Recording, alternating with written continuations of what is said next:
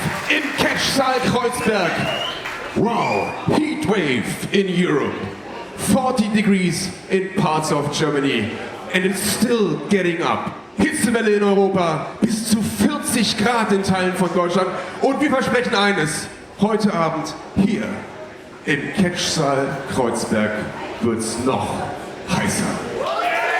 Berlin, Germany, let's beat the heat. Welcome to Rising Heat.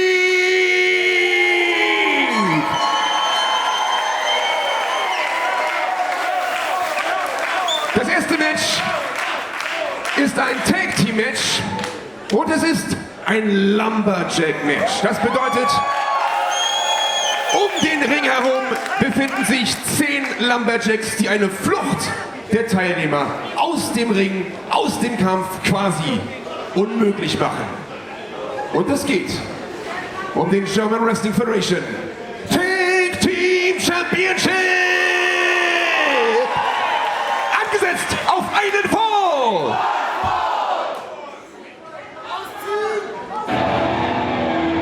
The German Wrestling Federation is on the air.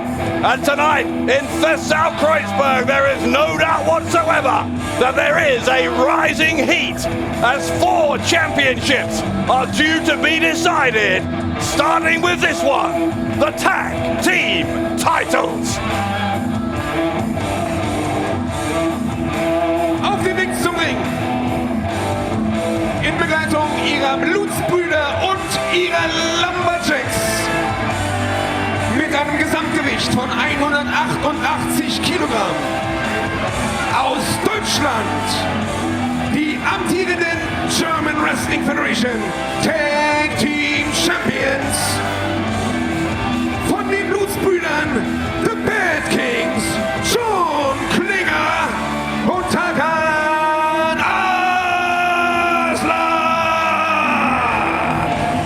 Blutsbrüder very much used to having things their own way, used to having championship gold in their possession. At the moment, the tag team titles are the only titles that they own. Klinger and Tarkan Aslan, the newest member of the group, picking up those championships at Blockbuster in April. But a big, big threat to them here tonight. Ihre Lumberjacks am Ring, Marius Al-Ani. Das persische Wunderkind, Polivan Nima, Orlando Silva, Erkan Sulcani und Evil Jared Hasselhoff. Die German Wrestling Federation Tag Team Champions, Klinger, Tarkan Aslan, The Bad Kings. The Bad Kings held on to those tag team championships last month by disqualification against these opponents. Tonight they face them again in a Lumberjack match. Und die Herausforderer.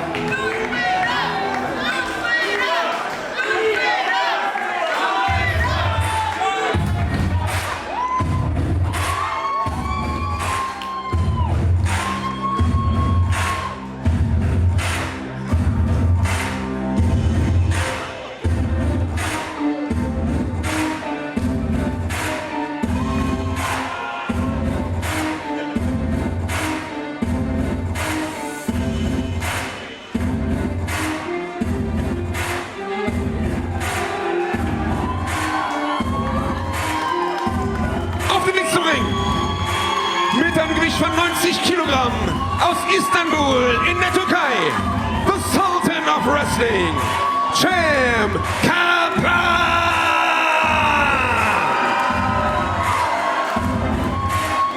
Sein Tag-Team-Partner mit einem Gewicht von 95 Kilogramm aus Adana, ebenfalls in der Türkei, der Adana Bulldozer Aytac Bahar!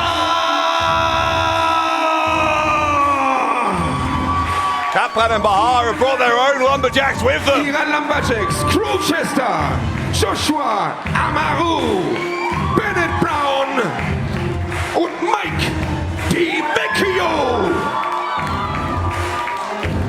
What an assortment of GWF talent surrounding the ring. The Lumberjacks designed in the context of this match to make sure the action stays within the ring. If any of the 4 participants spill out of it, the role of the Lumberjacks is supposed to be to bring them back in as Tarkan Aslan and John Klinger get in the opening strike, a preemptive strike on the challengers. Champions almost collided with each other, and then they do, courtesy of Kaplan and Bahar. Dave Bradshaw here to bring you all of the action in English from Rising Heat in Berlin tonight. Kaplan and Bahar looking good in the early going here, and they no doubt earned a second opportunity at the tag team titles as they are repeatedly splitting the legs here. Bad Kings, it's almost like they want a rowing machine. Look to a lot of people, myself included, as though Kaplan and Bahar had the measure of the Bad Kings this time last month at Mystery Mayhem, until Blutsbrüder got themselves disqualified. Klinger and Aslan without that option tonight. The Lumberjacks hopefully will prevent that from happening, and Klinger thrown out to the wolves.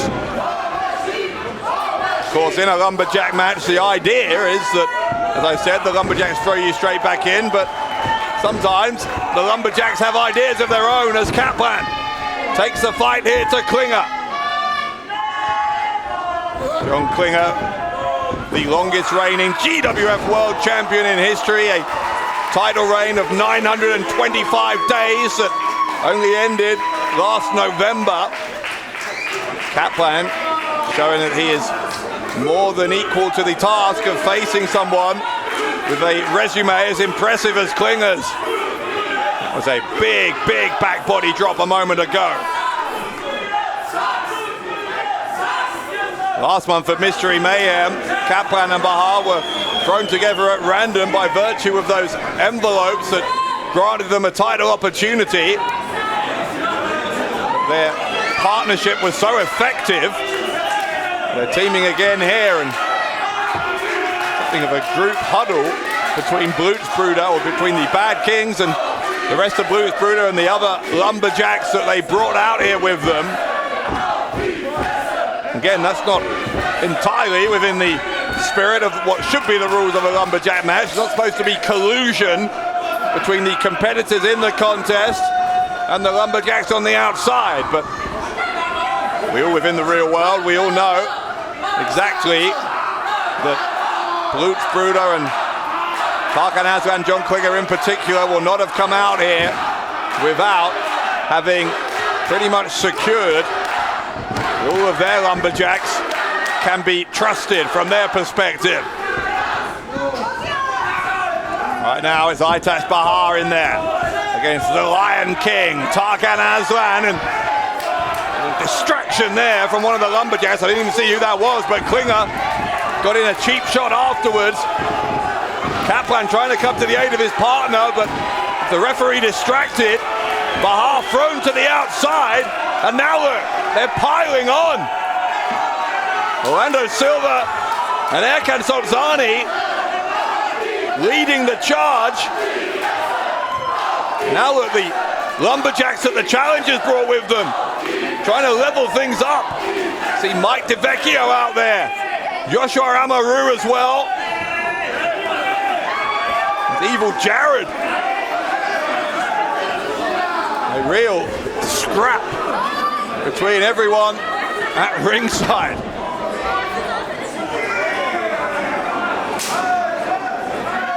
Now tag, well, supposed tag from Tarkan Aslan to John Klinger. That was even unnecessary cheating. They cheat even when they don't have to.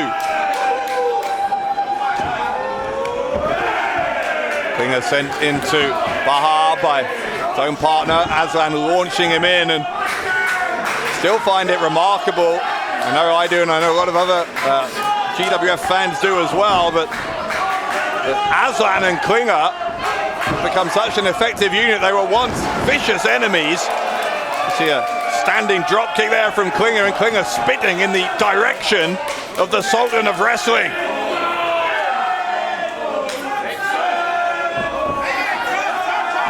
Tarkan Aslan, having been associated with for a few months now with Blutsbrüder, and finally, pretty recently, becoming officially a member of that group.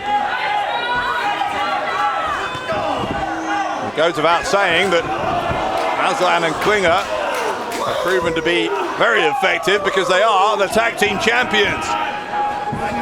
Defeated Team Crazy Sexy, Blockbuster in April to earn that distinction. Sulcani choking away again at Bahar, but this time it was right in front of the referee who told him to stop. And seeing Sulcani and Silver out here getting in some cheap shots for Blutsbrüder is nothing new. But for them to have additional Lumberjacks with them, well, that's what makes this so volatile. Two different sets of Lumberjacks. One set chosen by each of the two teams in this tag team title contest. Klinger sending Bahar hard into the turnbuckles. Chest first when Bahar really knocked the wind out of him. Klinger thinks he's got an opportunity here to win the match, and he was able to get a 2 count.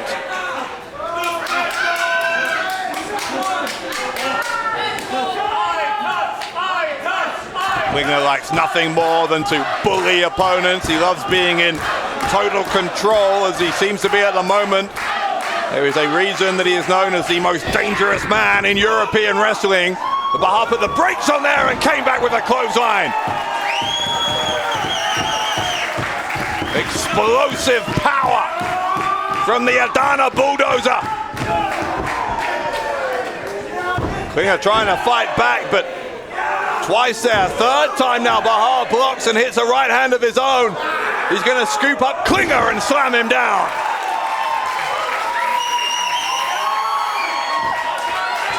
Bahar and Kaplan, I know, so determined as Klinger pushes him away to not let the tag team titles slip through their grasp, as they did in the end by disqualification last month. He rolled him up there for a 2 count. Klinger now, I think it was a rake to the eyes maybe, a German suplex there.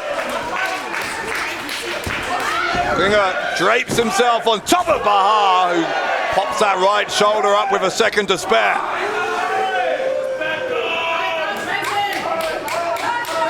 As I said at the top of the show, this is the first of 4 championship matches here this evening. Berlin title on the line later on, women's title and the GWF World Championship in our main event as Axel Tischer defends against Jurn Simmons, who returns to the German Wrestling Federation for the first time in 5 years. Right now, though, it's Tarkan Aslan himself, a former world champion, in control of Aytac Bahar. Went for the clothesline there, but there's a roll through from Bahar, and here comes Kaplan. Kaplan, no doubt one of the finest pure athletes in the GWF. Suplex from Kaplan, popping those hips, throwing Tarkan Aslan over his shoulders like he weighed nothing. He is strength personified, is Kaplan. Tarkan Aslan putting the brakes on. I think he may have possibly made the tag to Klinger. Yes, he did. Here comes Klinger.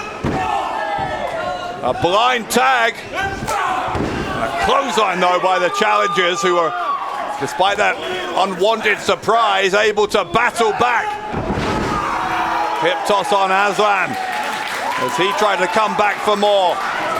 It is the challengers who are running the show here at the moment.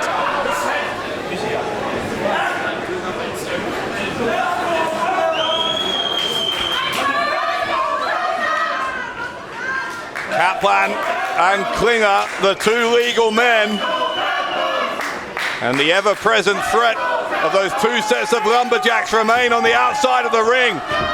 Clothesline attempted. Klinger dived to the outside.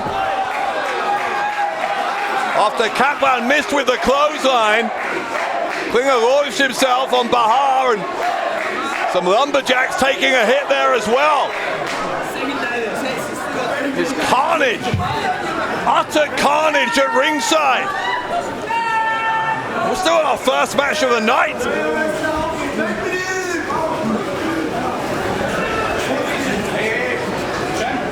Klinger being helped to his feet by some of the Lumberjacks, it looks like. Wait though, Kaplan trying to climb the top turnbuckle. Tarkan Aslan poked him in the eye to put pay to that. There's some Lumberjacks holding on as well. Aslan joining him up there. Tarkan Aslan, what's he doing? What is Tarkan Aslan doing? Aslan and Kaplan up on the middle turnbuckle. Dangerous position to be, and Aslan, oh my goodness, a suplex! A suplex from Tarkan Aslan! Absolute destruction! Kaplan suplex from on high onto what? A dozen people, it seems like. Madness! A demolition derby here in this Lumberjack match for the GWF Tag Team titles.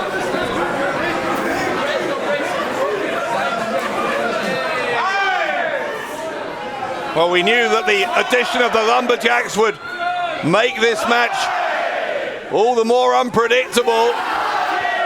Remember, count-out is still possible despite the Lumberjacks, and champions are back in the ring. They think they've won it here. Referee is up to a count of, what, 7 or 8. Referee is checking, I think, on the welfare of the challengers after what happened on the outside of the ring, and now he's up to a count of 9, but they've got in just in the nick of time. Referee, I think, did all he could there to ensure that this match could continue. He was as fair as he could be with that count. Gave the challengers every opportunity to get back in, and get back in is what they did.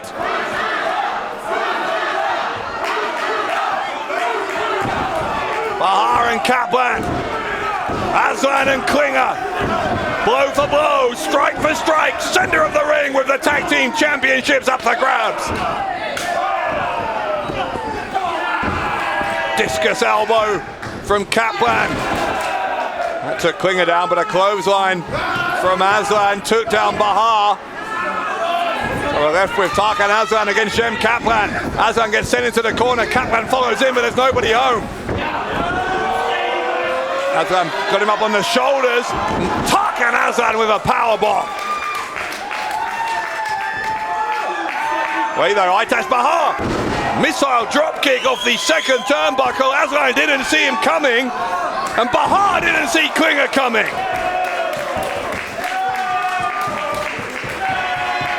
It is all action.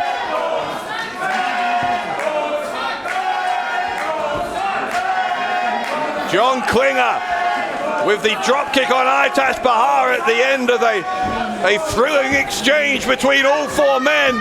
Klinger's back to his feet, but Kaplan is as well. Kaplan tried to suplex Klinger. Tarkan Aslan brought his partner back down to earth. Now the champions double teaming, trying to hit a double suplex on Kaplan. But Kaplan, look at the power. Look at the strength of Kaplan.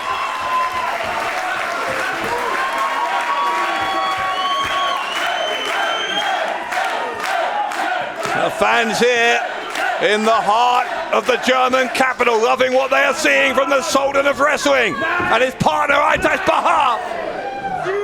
They attacked Tarkan Aslan there from the front and the back. The Lion King just crumpling down to his knees. Klinger up on the shoulders of Kaplan. Bahar assisting his partner with the power slam. Kaplan hooks the leg to win the tag team titles, and he and Bahar were less than half a second away from achieving that goal.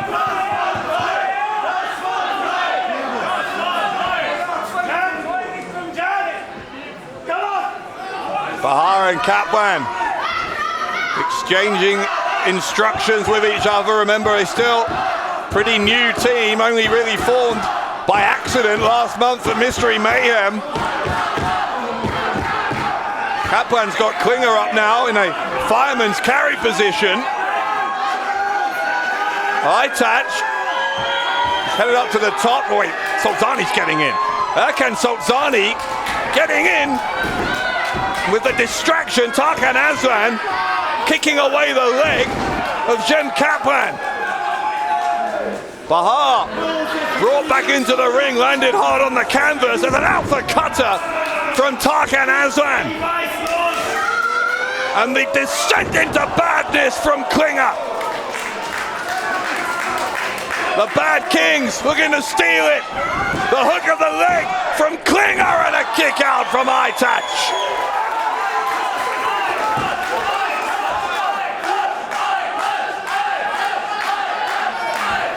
Klinger thought he had it won. He dropped the elbow from up high in the rafters.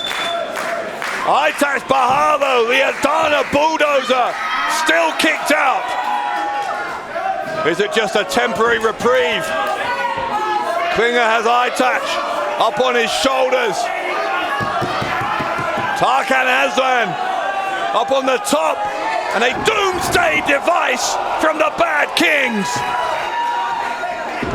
Aslan and Klinger piling on top. Jurn Kaplan saves the match.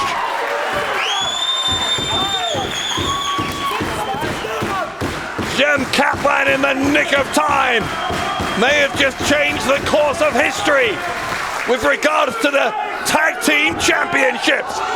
Or maybe he hasn't, because Kaplan has been sent all the way back to the outside. Where's Klinger going?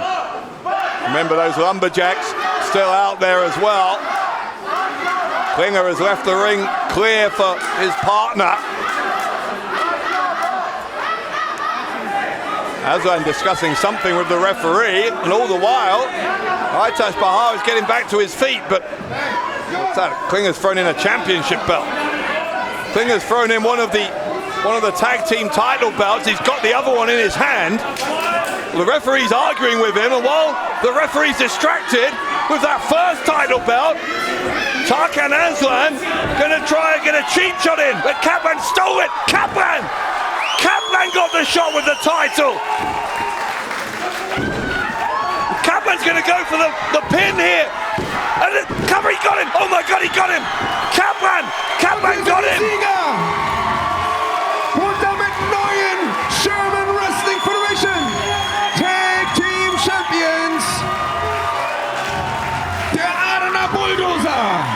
Aytac Bahar und sein Tag Team Partner, the Sultan of Wrestling, Jurn Kaplan. What a moment to start Rising Heat. One of the Lumberjacks had the leg of Klinger, prevented him from breaking up the pin. And look at the result. Kaplan and Bahar, the tag team champions. Die neuen German Wrestling Federation Tag Team Champions.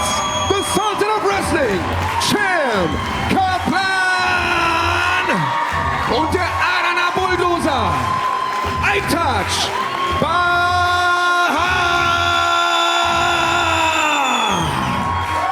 Kaplan and Bahar winning championship gold here at Rising Heat. We are just getting started, and already we have made headlines that will reverberate around the wrestling world. Blutsbrüder walk out of Berlin tonight without the tag team championships in their possession. Wow. A jaw-dropping, earth-shattering result. Jurn Kaplan, Aytac Bahar, die neuen German Wrestling Federation Tag Team Champions.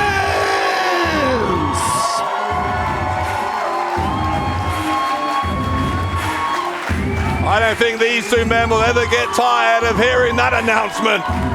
they are the GWF Tag Team Champions. What a moment. What a moment for these two young men still early on in their careers. Kaplan, Aytac Bahar, a team thrown together just 1 month ago, are now the Tag Team Champions.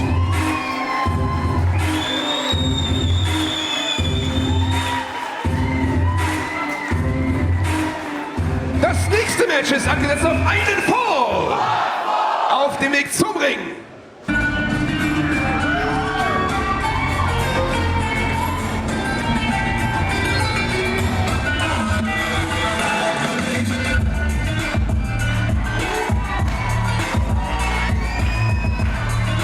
Mit einem Gewicht von 86 Kilogramm. Aus 069 FFM.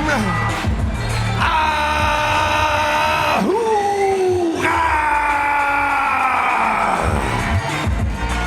You know, you get the impression with Ahura that he has been on the brink of something special here in GWF for a little while. A couple of months ago, last time we saw him at Blockbuster, he came very, very close to dethroning Mike Vecchio as the Berlin champion. Let's see if Ahura can get himself on the correct side of the winner's column here tonight. He's having some fun with the fans. Very unique personality, but a highly, highly talented wrestler.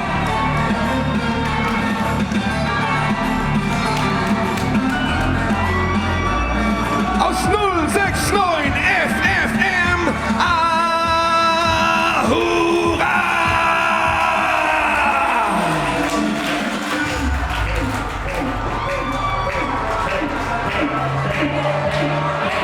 Sein Gegner.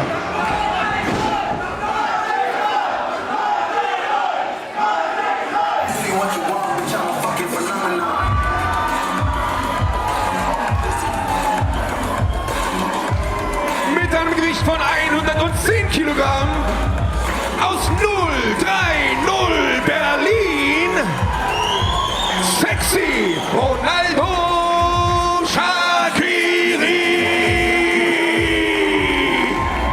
Already been a very successful year for this young man, just coming off the back of a reign with the World Tag Team Championships.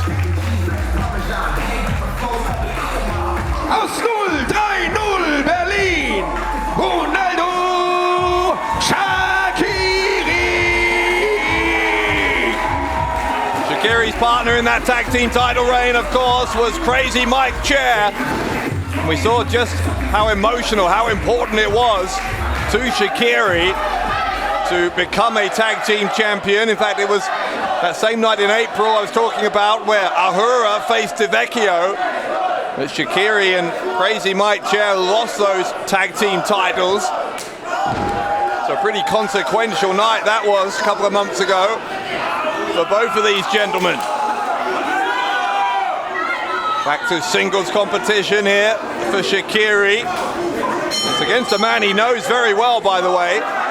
Ronaldo Shaqiri and Ahura really came up through the German wrestling scene together. They have at times in the past been pretty good friends, although there's, I'm sure, no affection between them now the bell has rung.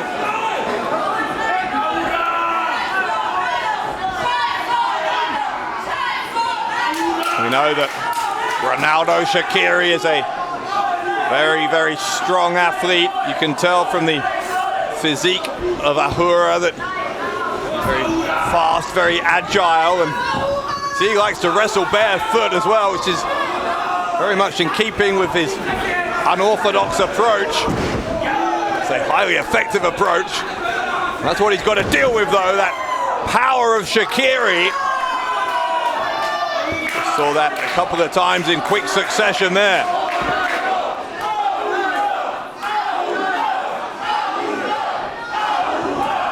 I think maybe because these two men know each other so well, it's been a slightly cautious start as a front face up there from Ahura.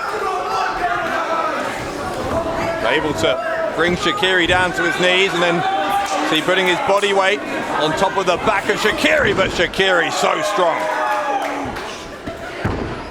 And just dragging Ahura up by the ankles. Ahura took exception to that and did the same to Shaqiri.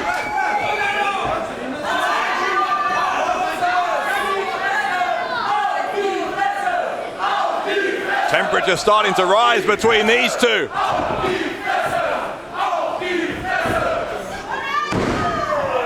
You would think maybe that the fact that Ahura doesn't wear boots out there might mean that those kicks would be less effective, but in fact the opposite is true, because Ahura with the point of the toe is such a lethal weapon. You talk to anyone who's been in there with him, they will say his kicks are among the most lethal on the wrestling scene. Great flexibility there, but he took his eye off the ball. A little bit of cockiness from Ahura. That's part of his game that he maybe needs to eliminate.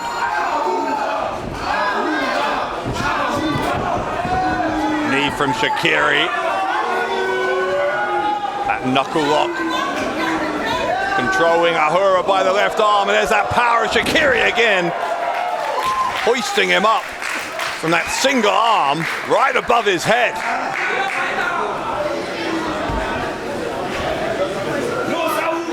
Ahura needs to be careful, make sure his shoulders don't stay down on that canvas. Able to roll backwards and then forwards to relieve the pressure, only for Shaqiri to apply it again.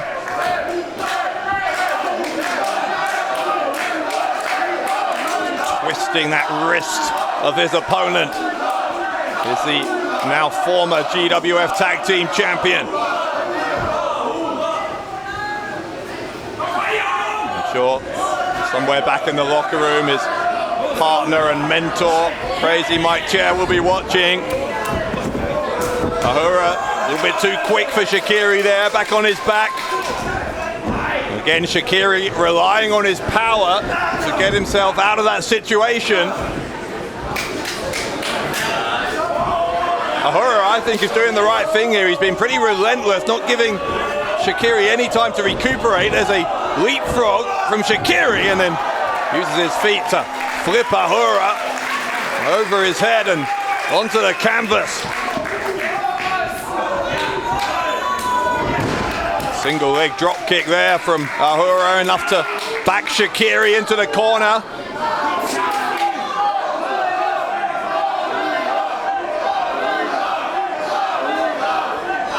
Ahura now coming back in with some body shots.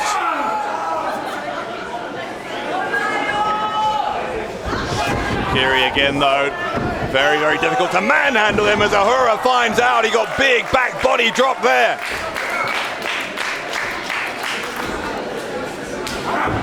Clothesline from Shaqiri sends Ahura up and over.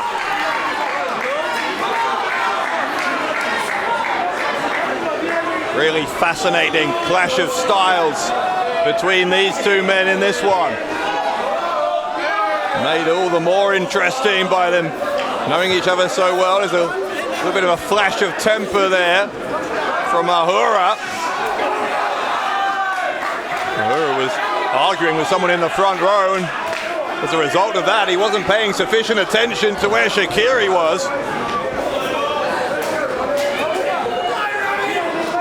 Having a sit down on the steps now is Ahura.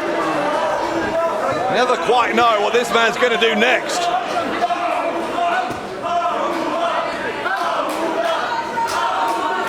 Where's he going? Ahura escaping through one of the rows of fans.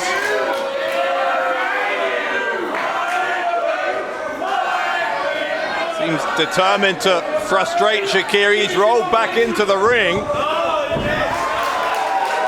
A little bit of showboating from Ahura.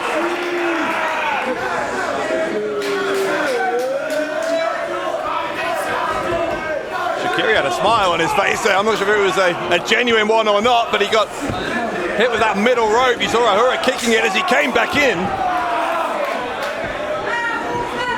Maybe a thumb to the throat there as well, as Ahura is systematically taking down Shaqiri.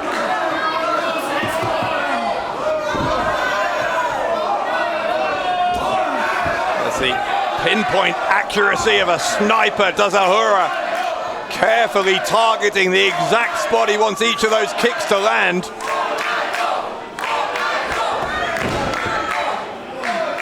Snapmare from Ahura, and he's going to go to the ropes.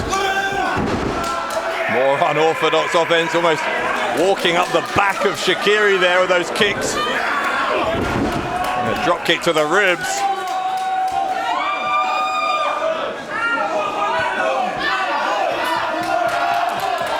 Ahura very much determined to forge his own path. You see that every single time he steps into the ring. There is nobody quite like him.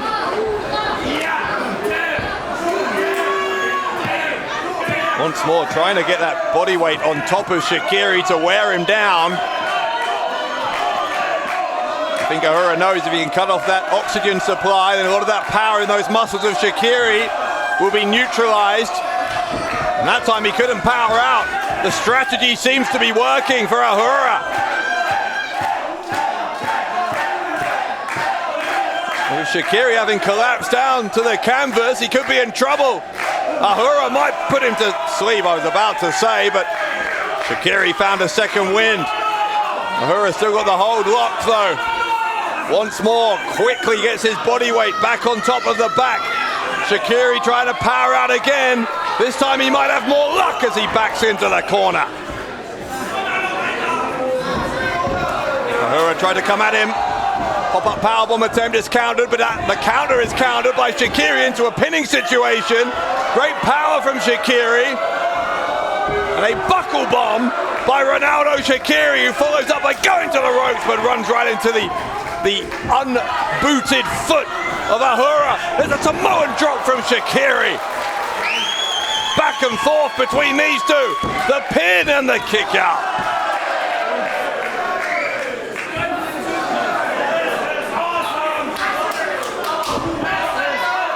A thoroughly entertaining showdown between Ronaldo Shaqiri and Ahura. Does Shaqiri have an upper hand that he can sustain here and help carry him to victory? Comes Ahura, went for a spear to Shaqiri, but he got DDT'd.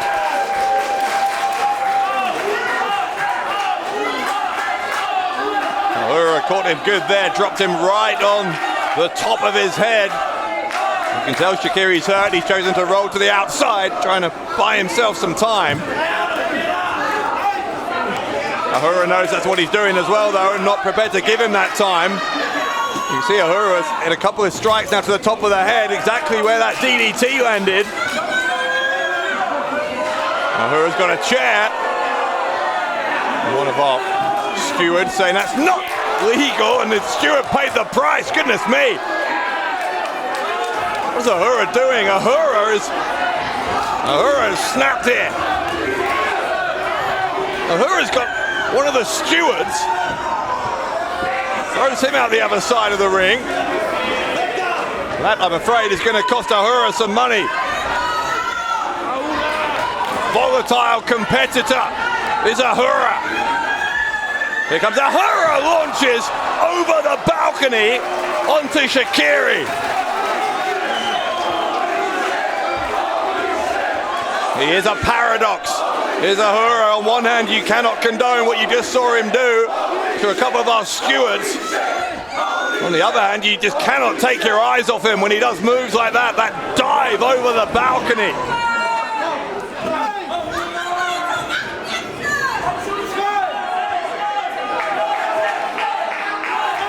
Shaqiri's back to his feet, and Ahura gave him a little bit too much time, which most of the time in this match he hasn't done, but Shaqiri's now got him up in that press slam position, and from a great height sends him to the ring apron. Ahura rolled through the ropes back into the ring. Ahura, hang on now. Ahura's been grabbed by those stewards. Shaqiri over the top. And Shaqiri takes out Ahura. The stewards paid the price as well. This is getting out of hand, this one. Back in the middle of the ring, Shaqiri looking to put an end to it. Trying for a powerbomb once more. Got him! That sit-out powerbomb from Shaqiri, and it's not enough. It is not enough.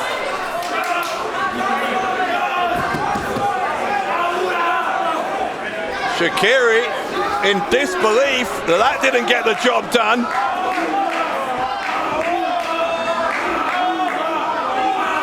Ahura with a right hand right into the face of Shaqiri.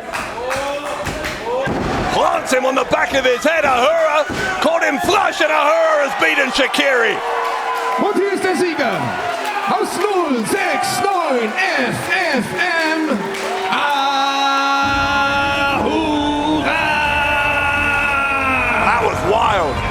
A wild confrontation between Ahura and Ronaldo Shaqiri, but it is Ahura who puts away a man he has known for a very, very long time.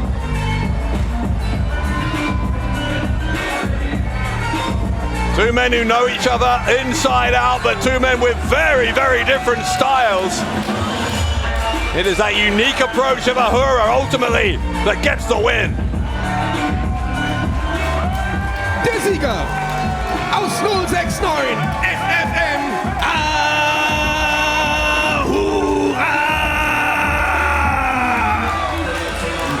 Celebration time for Ahura as he scores a crucial win that will help him progress his GWF career, no doubt about that.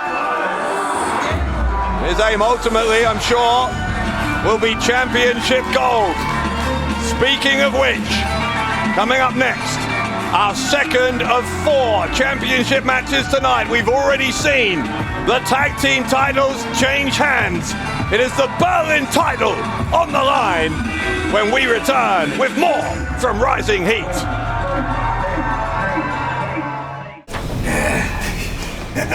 Willkommen, Klein. Was denn? Ahmed! Was ist da? Hey, was läuft hier? Du hast uns gar nichts zu sagen. Wie habe ich euch gar nichts mehr zu sagen? Was soll das? Nada. Ahmed, komm, gib uns eine Chance. Wir haben noch Platz 2. Was machen wir, was wollen? Hä? Merkst du das nicht? Doch, ich merke genau, was du machst. Aber wisst ihr was? Ich habe schon lange einen Plan. Hol sie, hol sie. Hier. Das nächste Match ist angesetzt auf einen Fall.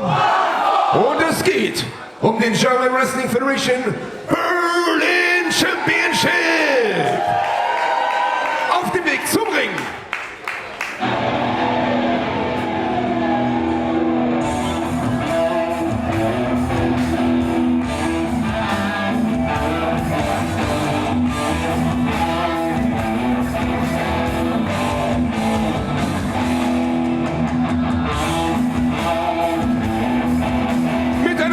Von 105 Kilogramm aus Mexico City, Mexiko, der Blutsbrüder, El Rudo Rudissimo, Orlando Silva. It is 6 years this month since the one previous Berlin title reign of this man came to an end. Can he pick up a second run with that championship here tonight at Rising Heat? Und sein Gegner.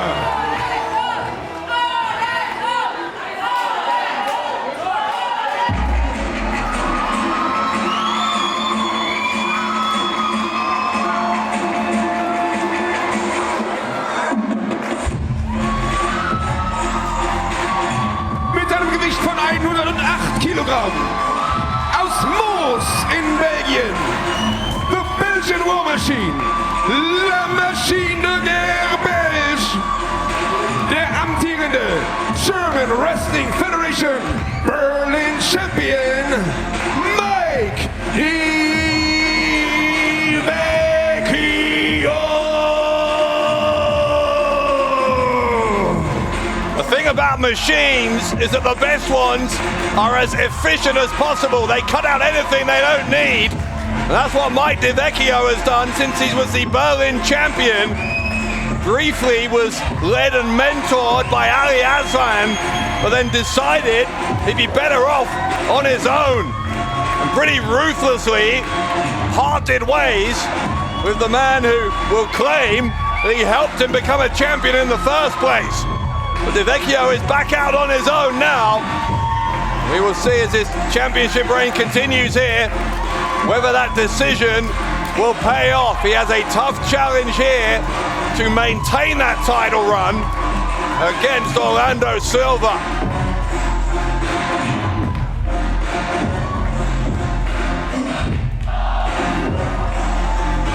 All the way back at Legacy 26 in December, some 6 months ago, that Vecchio won the gold. Der amtierende German Wrestling Federation Berlin Champion, La Machine de Guerre Belge, Mike Vecchio. Orlando Silva with a cheap shot. Vecchio was looking to pose for the crowd. Silva, such a wily veteran. Whatever you think of Blutsbrüder and their tactics, and we saw the ugly side of them just a moment ago, back in the locker room area. You can't deny Orlando Silva's sometimes controversial approach has brought him considerable success. As well as that Berlin title reign all those years ago that I talked about. He's also been a GWF World Champion, a tag team champion. Orlando Silva has done it all here in the German Wrestling Federation.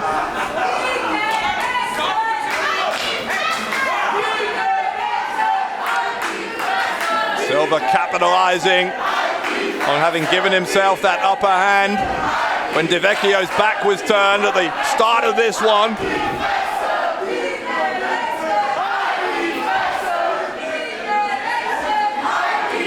Mike Vecchio yet to get out of the starting blocks. He has become a firm fan favorite in the past year or two, particularly since he's been the Berlin champion, Vecchio. Some of that unexpected speed and agility that always takes opponents by surprise, an arm drag from Vecchio. Silva ducks a chop, but he doesn't duck the drop kick, which hit him right in the head. Well, no wonder Silva is trying to shake off the cobwebs after that. Vecchio so powerful, there's a backbreaker on Silva. Holds on, adjusts position, got him up on the shoulders for a power slam.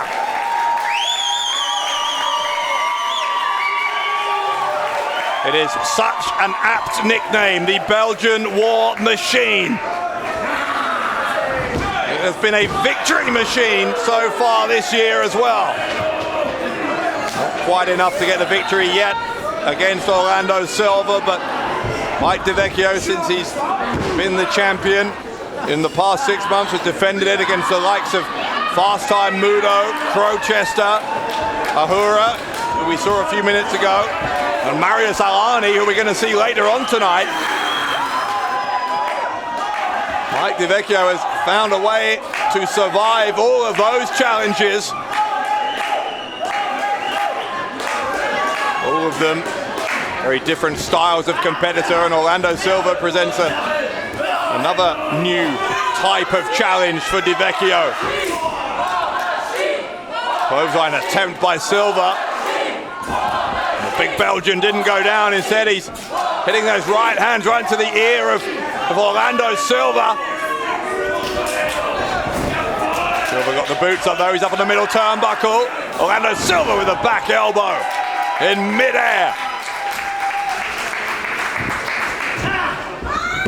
Silva, the side press. Didn't get it really locked in tight. Could have hooked a leg there, Silva, if he wanted to.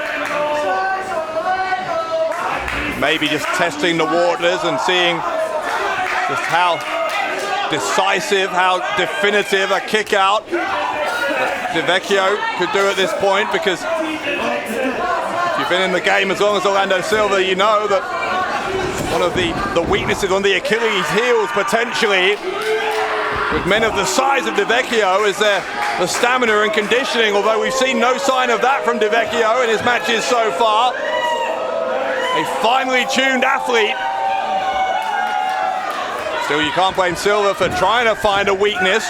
It's pretty hard to identify one with Vecchio as he comes firing back.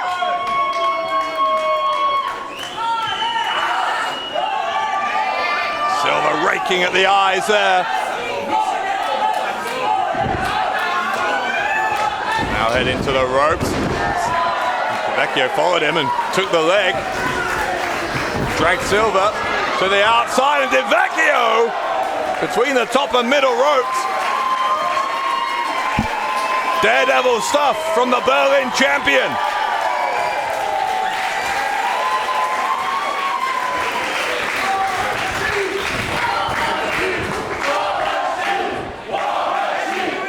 You can hear the support for Vecchio. We've seen it again and again in the past couple of years. Orlando Silva and Blutsbrüder in general are highly divisive in terms of fan opinion. A lot of supporters of Blutsbrüder, but plenty of detractors as well, and you can understand why, again, when you see the kind of behavior they get up to. We've seen that already tonight.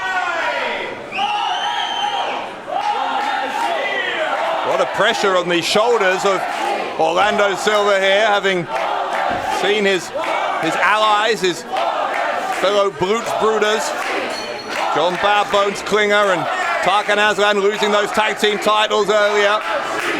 To try and bring championship gold immediately back to Blutsbrüder by winning that Berlin title is quite a burden to have to bear, particularly when you have to defeat Mike Vecchio to do it. Vecchio's going to try and look to put him away with the powerbomb, but Silva able to power out. And now Silva off the turnbuckles with the splash, going to hook the leg of Vecchio. He's got both of his shoulders down, and the left one popped up just in time to keep him going here. What's this now? That is the alarm of shame. And you know what that means? Whoever loses this match, whoever is the next to suffer a fall, after we see that alarm ring out, will be the next to challenge for the loserweight title, the least prestigious championship in GWF. The only championship in the world that I know of where whoever loses the match keeps the title. So even more pressure now on this Berlin title match, because whoever loses it will not only walk out without the Berlin title, but at our next show, Summer Smash 7 next month, might go through the indignity of becoming the loserweight champion. At the moment, it looks like it might be Silva who's going to be on the losing end. He just got sent into the steel ring post and then dropped hard by Vecchio. Vecchio looking to retain. Shoulder came up for Orlando Silva. Vecchio dropping the elbow. You can just feel the intensity has risen a couple more notches since that alarm went off. Silva getting the right shoulder up off the canvas. As I say, a real double whammy now for whoever loses this one.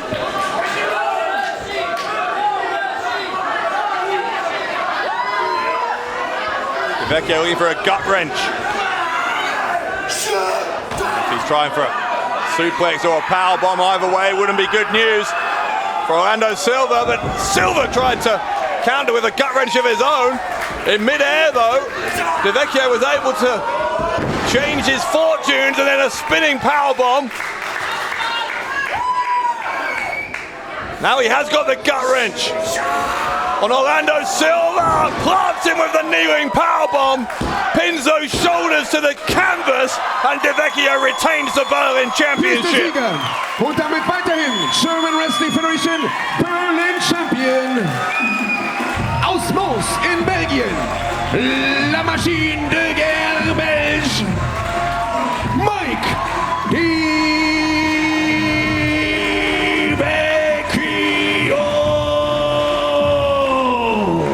happen as quickly as that against the Belgian War Machine. Mike Vecchio taking down Orlando Silva and holding on to that coveted Berlin title. Sieger in diesem Kampf und damit weiterhin Berlin Champion Mike Vecchio. Und weil wir eben in diesem Kampf auch die Fanfare der Schande gehört haben, bedeutet es, dass Orlando Silva als Verlierer dieses Kampfes beim nächsten Mal um den German Wrestling Federation Loserweight Championship antreten muss. Sieger! Oh, now, wait, that's... I don't think our ring announcers noticed, but Crowchester, what's he doing here? The winner of the 2022 Light Heavyweight World Cup. Crowchester, not expected to come out here, but he's got a microphone. It looks like he's going to address the Berlin champion.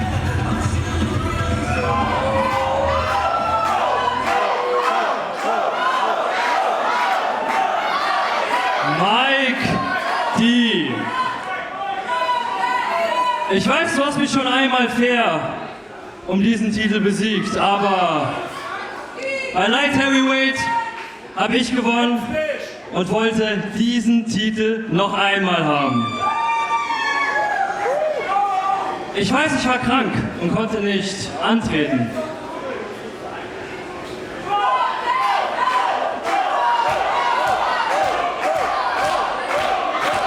Machen wir es einfach. Wollt ihr noch einmal Crowchester gegen Mike D sehen?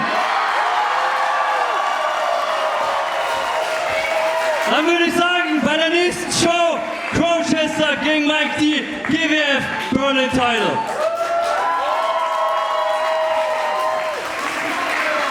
Well, the fans like that idea. Crowchester wants his chance at the Berlin title at Summer Smash on July 17th.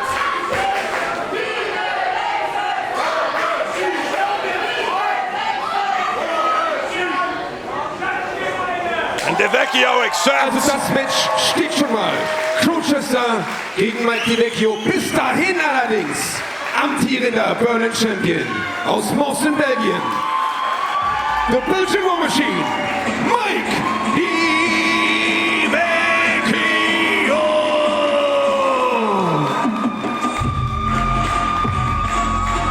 Das nächste Match ist angesetzt auf einen Fall. Und für einen Teilnehmer geht es sogar um noch mehr.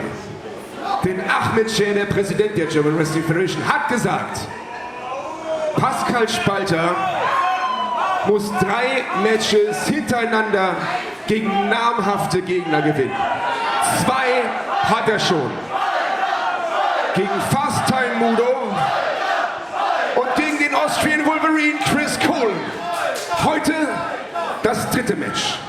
Gewinnt er, bekommt er die Chance auf den German Wrestling Federation World Championship. Gewinnt er nicht, ist alles dahin. Auf dem Weg zum Ring.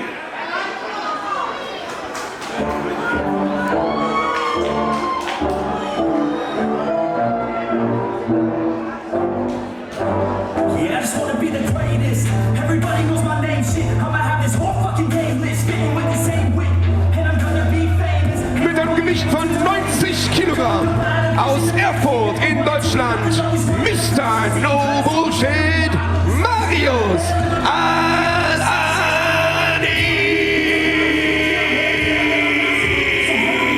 Oh, you heard it. Pascal Spalter has won 2 of the 3 qualifying matches he needs to earn himself a shot at the World Championship.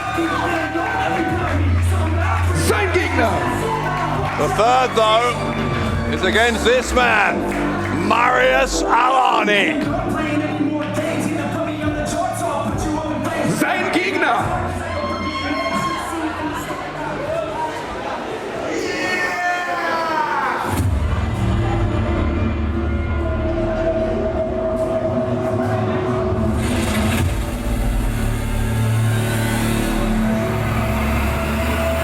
Ready?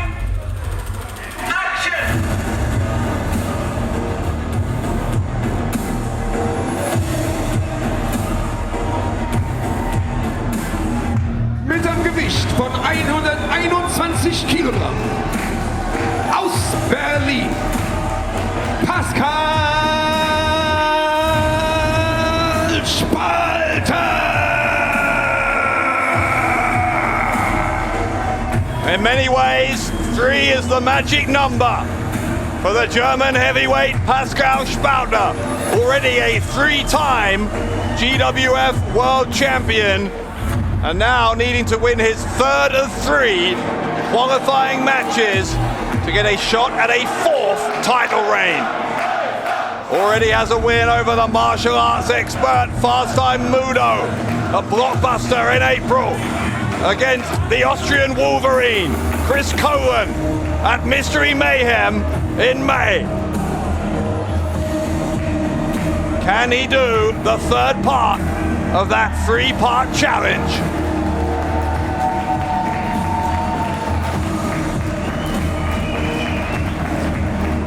Can Pascal Spalter take down the demigod, Marius Al-Ani?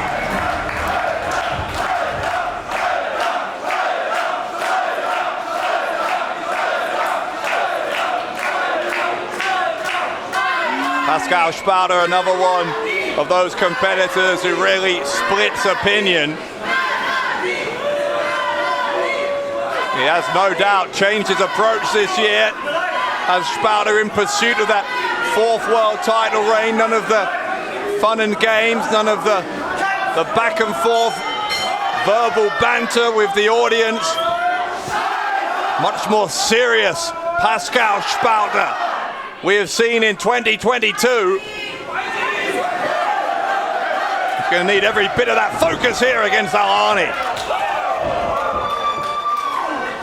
Whatever you think of Pascal Spalter, and sometimes his tactics are questionable, to put it politely, but you have to be impressed to have in consecutive months have beaten Fast-Time Mudo and Chris Cohen is an achievement in itself. If he adds to that by getting a win here against Marius Al-Ani, I don't think anybody could deny that Spalter, the star of Berlin, would have earned himself another world title opportunity.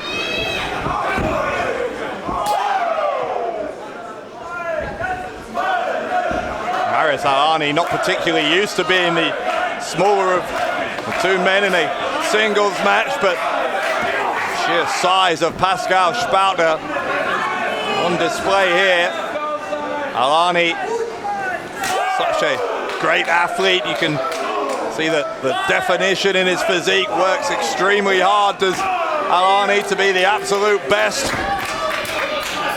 And that dedication, that commitment has brought him really huge levels of success across the continent of Europe, but he's been caught here by Spalter, who body slams him down.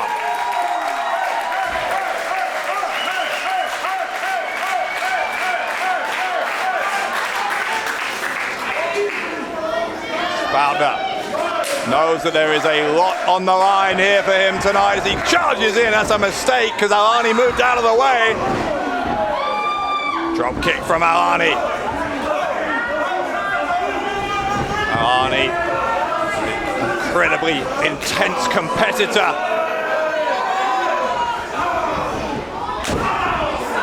You can see him here just kicking away at those huge legs of Spalter, and then a very quick vertical suplex. Al-Ani may have taken his own body by surprise there. You can see him holding his lower back. Sure, we all hope that Al-Ani didn't sprain anything there. No, he looks okay. So just a sign of the physical exertion it takes to hit a suplex on a man the size of Pascal Spalter. Al-Ani doing what very few can do though, and that's to be able to hang in there with Spalter.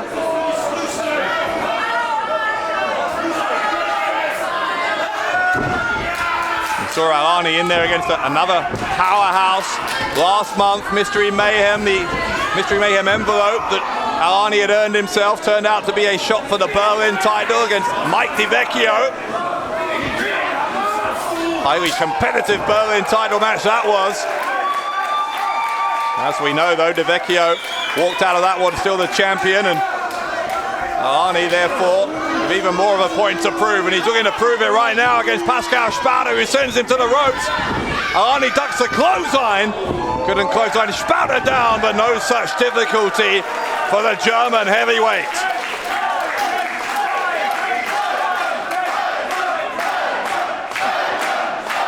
Spalter clotheslined him so hard he may have hurt his arm.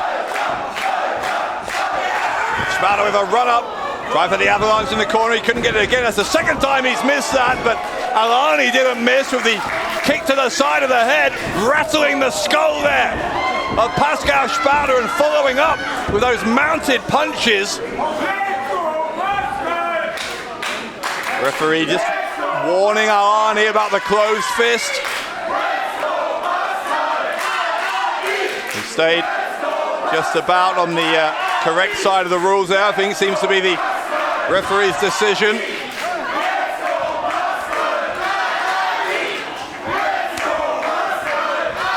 I talked about how Spalter divides opinion. Listen to that reaction from the crowd. Really 50-50 among the GWF fans as Al-Ani trying to roll through. Maybe turn Spalter over. Spalter with those powerful legs though.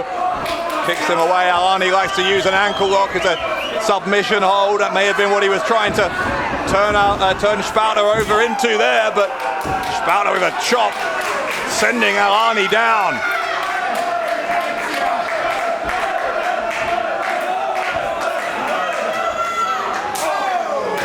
Spalter with the slaps across the face. You can see Al-Ani trying to cover up a bit here.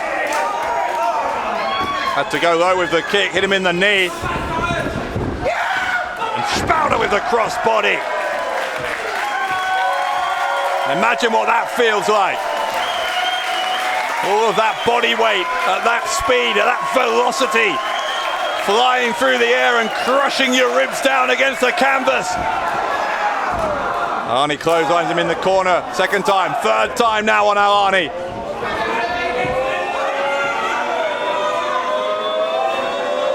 Spalter's got him up. Spalter, I think, could have held him up there all day, but Al-Ani was able to knee him in the head, release himself from what was an attempt at a delayed vertical suplex from Pascal Spalter.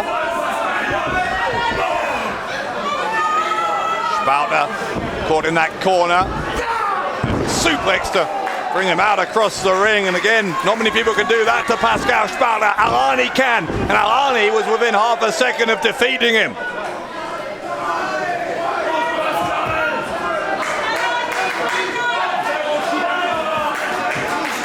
Of course, the GWF World Title will be on the line tonight. Axel Tischer defending against Jurn Simmons on Simmons' first appearance here in GWF for 5 years.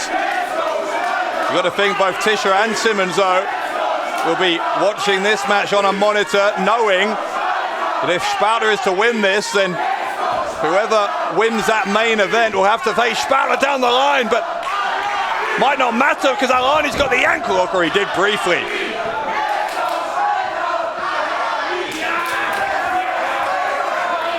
Spalter trying to wrap those big arms around the head of Al-Ani, but there's a German suplex by Spalter. Spalter got him up. Power slam. The star of Berlin. Shining bright here, but not bright enough to put Al-Ani away.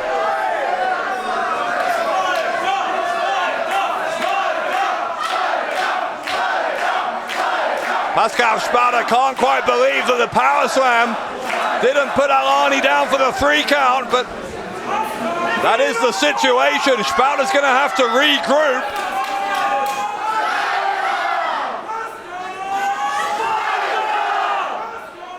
At opposite ends of the ring, Spalter charges at Al-Ani, who gets that boot up.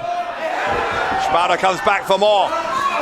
Al-Ani kicks him around the side of the head, and now Al-Ani spinning heel kick.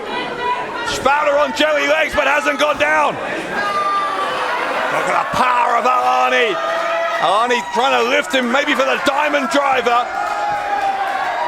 Spalter again wrapping those big arms around the head of Al-Ani. Al-Ani, though, able to Get his way out of that by forcing Spalter to headbutt the turnbuckle. The Superman punch from Al-Ani. Al-Ani, the Death Valley driver is what that was. The pin from Al-Ani and a kick out from Spalter. Al-Ani, after exerting all of that effort, getting Spalter up into his shoulders, nailed him with that Death Valley driver, and a look of pure shock on the face of Al-Ani. That wasn't enough to keep Spalter down for the 3 count.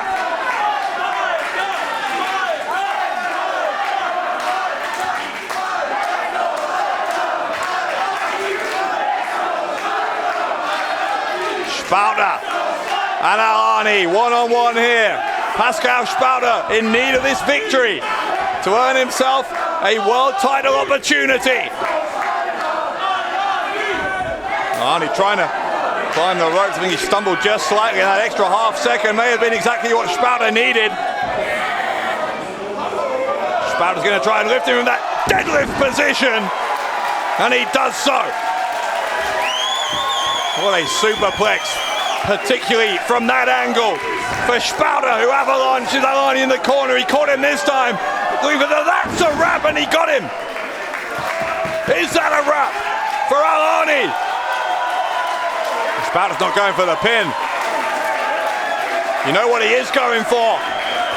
Pascal Spalter's going to go for that crossface chicken wing. Going to try and force a submission from Al-Ani. Can he wrap those big legs around the body? He has. Al-Ani is in huge trouble. Wait, what's Tony Harding? Big Nick at ringside. Tony Harding breaking up the chicken wing. What on earth is Harding doing here? Why did Tony Harding just cost Pascal Spalter the match? Al-Ani inside cradle on Spalter, and Al-Ani's defeated Spalter. What just happened? Hier ist der Sieger aus Erfurt in Deutschland, Mr. No Bullshit, Marius Al-Ani. Spalter, I think, had it won. I think Spalter had it won with the crossface chicken wing, and Big Nick distracting the referee, while Tony Harding came and kicked Spalter in the head. Die Niederlage im 3. Kampf für Pascal Spalter. Keine Chance auf den German Wrestling Federation World Championship. Sieger in diesem Match, Mr. No Bullshit, Marius Al-Ani. This crowd is in shock. Al-Ani has defeated Spalter's 3rd and final hurdle. And Pascal Spalter, having worked so hard to defeat Fast Time Mudo, to defeat Chris Colan, it turns out it was all for nothing. Thanks to Tony Harding and Big Nick, Spalter has not beaten Marius Al-Ani, and Pascal Spalter does not have a world title shot.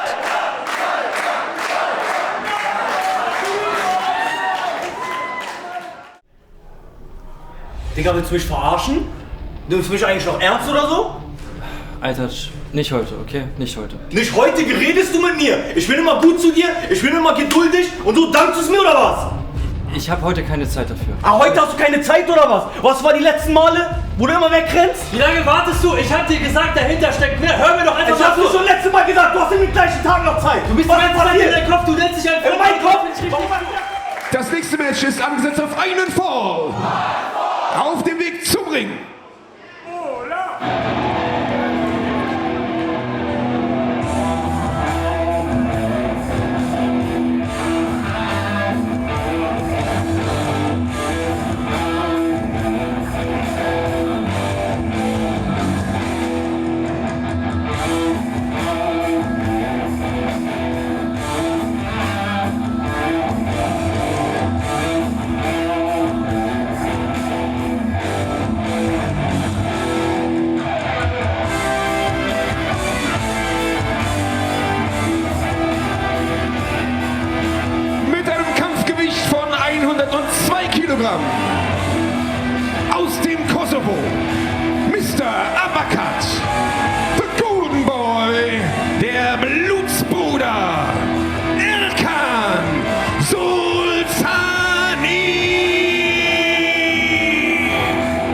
a man of many monikers.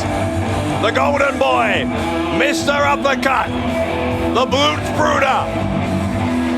Erkan Sulcani might be the only member of Blutsbrüder who could potentially pick up a win. It has not been the best of nights for that group. They've already dropped the GWF Tag Team titles. And Orlando Silva, of course, failing in his effort earlier on to unseat Mike Vecchio as the Berlin champion. The question, I guess, is whether Sulcani can salvage something here for Blutsbrüder at rising heat. Heat seems to be rising between him and that member of the audience. Mr. Uppercut, the Golden Boy, der Blutsbrüder, Erkan Sulcani.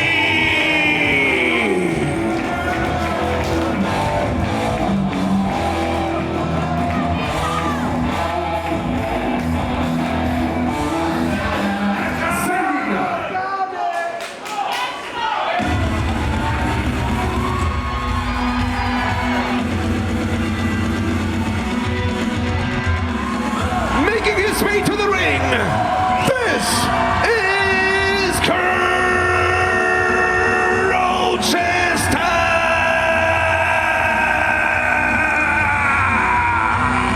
Second time we've seen Crowchester out here tonight. Earlier on he was challenging Mike Vecchio for a Berlin title match. That's going to go down next time we're with you here in Berlin, July 17th at Summer Smash 7.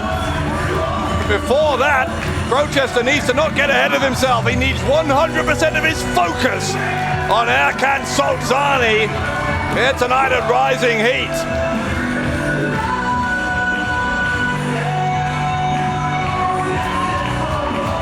Berlin, this is Crowchester!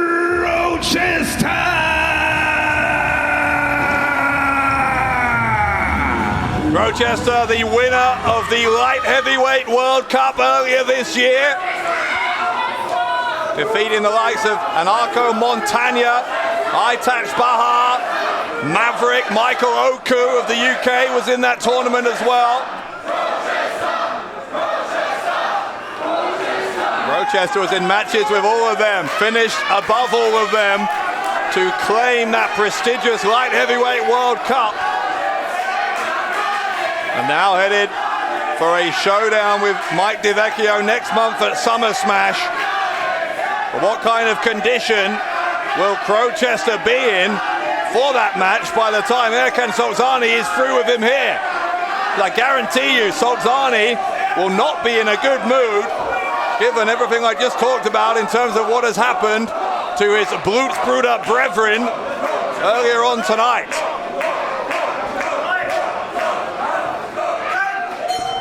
There goes the bell. Sulcani and Crowchester.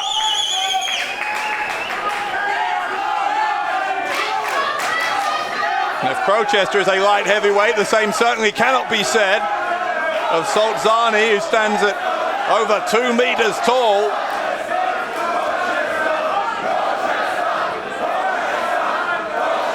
Erkan Sulcani has held the Berlin Championship and very, very recently was a GWF Tag Team Champion just in the past year with Orlando Silva.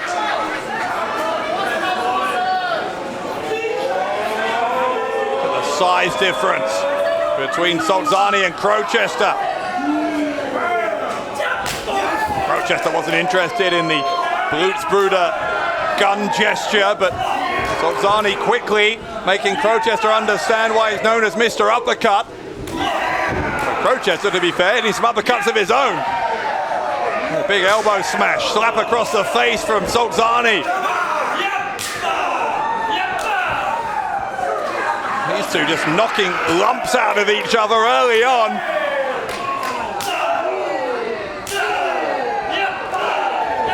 Crowchester knows that he has to overcome that height differential, that size differential. We have seen Crowchester do very, very well though against opponents of all different shapes and sizes. He nips up there and showing no fear whatsoever against Erkan Sulcani, who slaps him across the face.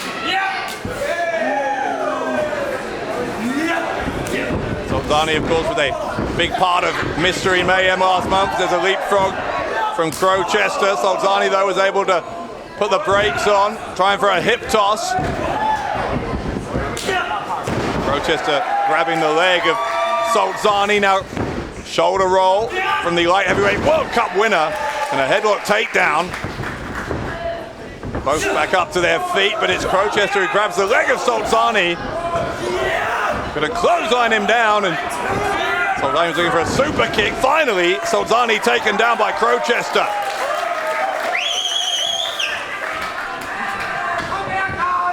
Crowchester now standing moonsault, burying his knees deep into the ribs of Sulcani and getting a 2 count. What I was about to say a minute ago is Sulcani was a big part of Mystery Mayhem because his Mystery Mayhem envelope had inside it a world title opportunity, nearly defeated Axel Tischer for what would have been Sulcani's first ever reign as world champion.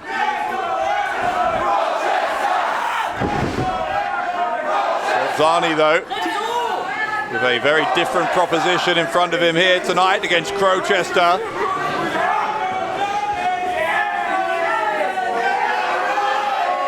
Bringing down that Blutsbrüder gun, but Crowchester not interested. Grabbing that finger of Sulcani, pushes him away, sends him to the ropes, clotheslines him over the top to the outside.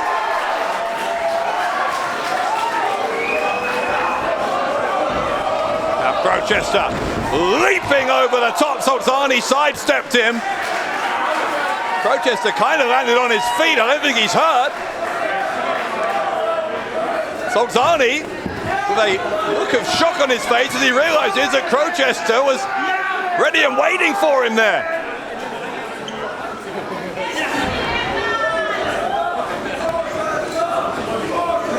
Now Crowchester leaping from the apron, but leaping right into an uppercut from Mr. Uppercut.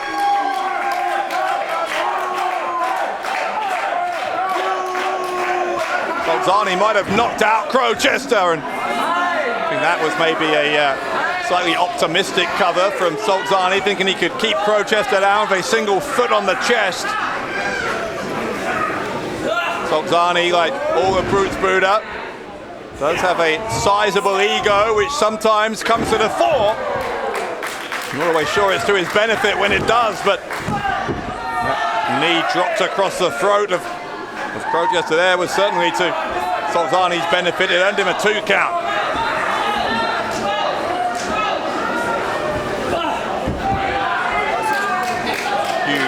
Size 15 boot of Sulcani, leaving an imprint on the face of Crowchester there.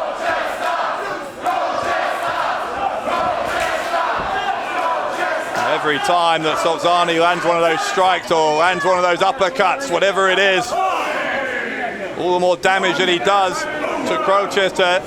You've got to know Mike Vecchio is watching on a monitor back in the locker room and enjoying all the damage here being inflicted on Crowchester, just 1 month out from their Berlin title showdown.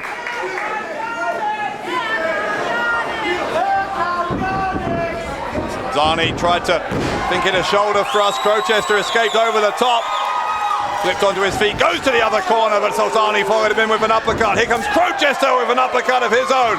Sulcani, more of the same. And from Crowchester. Elbow from Crowchester to the side of the head. Sulcani caught him on the crossbody attempt. Erkan Sulcani with a suplex. Raw power from Sulcani. Lateral press and a kick out. Wasn't enough of a press. Didn't have enough body on body weight there, Sulcani, to keep those shoulders pinned down to the canvas.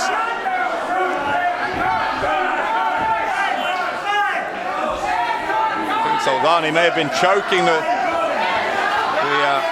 Crowchester there. Referee is not happy with it, but I don't think saw enough of it. to do anything other than issue a warning to Sulcani.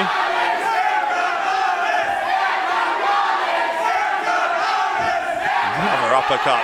Sulcani, how many of those uppercuts has he hit in this match? Crowchester learning just what a dangerous opponent Mr. Uppercut can be. Sulcani, I think, going to tell Crowchester that his time was up. Crowchester begs to differ.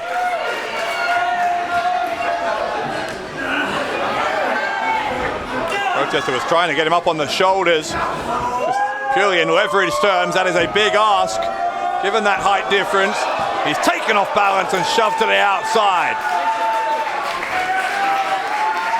No nonsense approach there from Sulcani.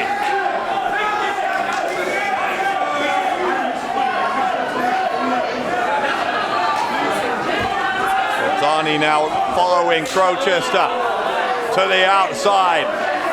Earlier out here, Sulcani was surprised when Crowchester landed on his feet undamaged. He's certainly not undamaged now. Crowchester is hurt. And Sulcani might yet do even more damage.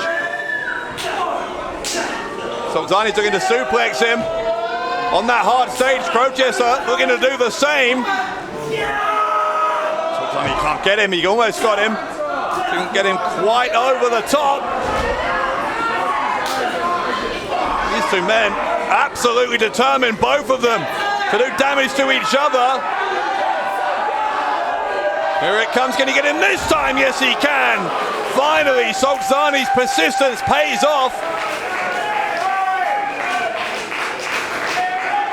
Crowchester and Sulcani on the stage, and Crowchester has been wiped out by that vertical suplex.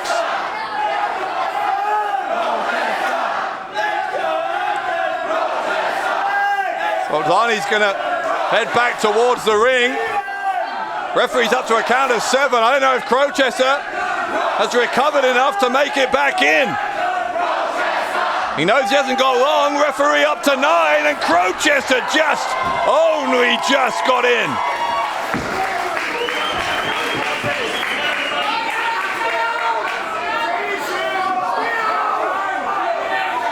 Sulcani thought he'd won it via count out. After that vertical suplex up on the stage, Crowchester by the narrowest of margins got back in.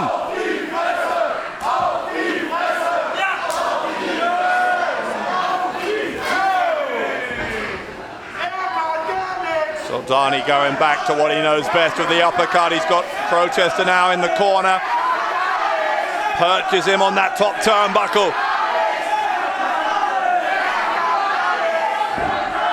Sulcani, though, gets his head tucked by Crowchester.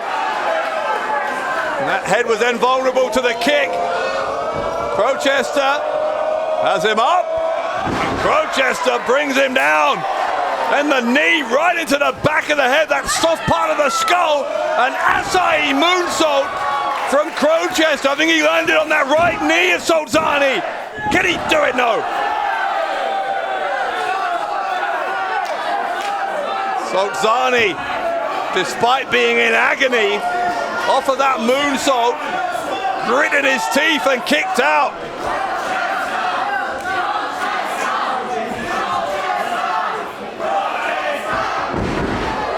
The rolling senton, the split leg moonsault. Sulcani moved out of the way. Crowchester adjusted in midair. Great reflexes from Crowchester to land on his feet. Where's Sulcani going? They've already been up on the stage. Last time, because Sulcani was trying to do damage, I think Sulcani this time is trying to walk away from the fight. Crowchester not prepared to let that happen.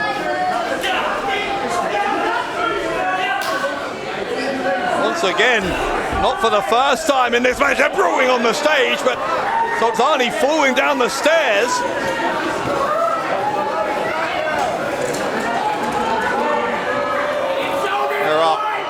Fans moving out of the way because they know Crowchester is coming, and Crowchester finds his target. A running shooting star from Crowchester. Sulcani taken down.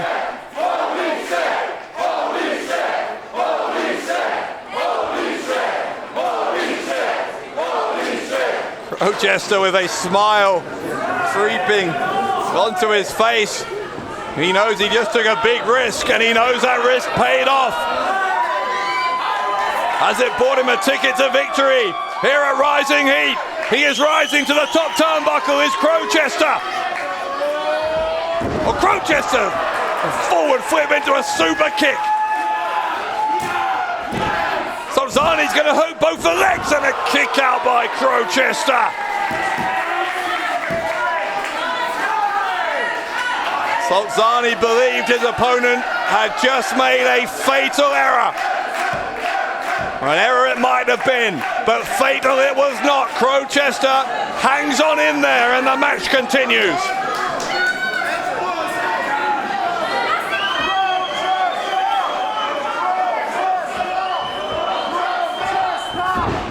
Sulcani sends Crowchester into the corner with force there. They have knocked the wind out of Crowchester. He can follow him in. Crowchester gets the boot up. Now Crowchester going up high. Sulcani not going to give him time. Hits him with an uppercut as he ascends. Running into Guri on the side of the head of Crowchester.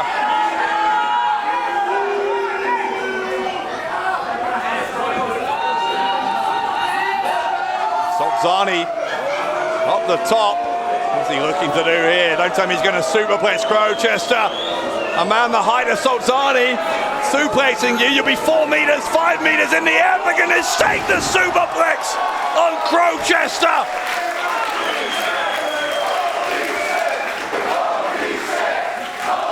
Goodness me, how high in the air was Crowchester there?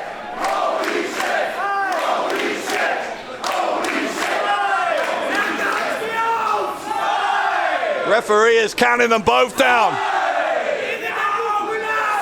Sulcani is stirring. Can he get some part of his body on top of Crowchester for the cover? Yes, he can. He drapes an arm, but he couldn't keep him down.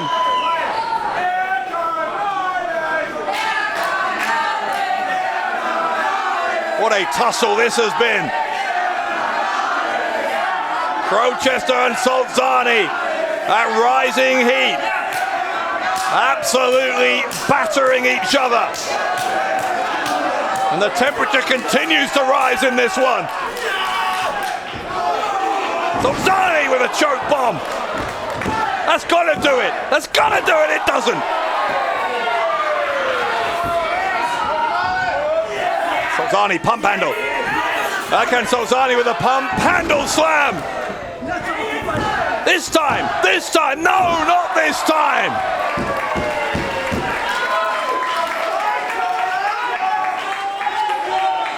I don't know how on earth do you keep Crowchester's shoulders down on the canvas for 3 seconds?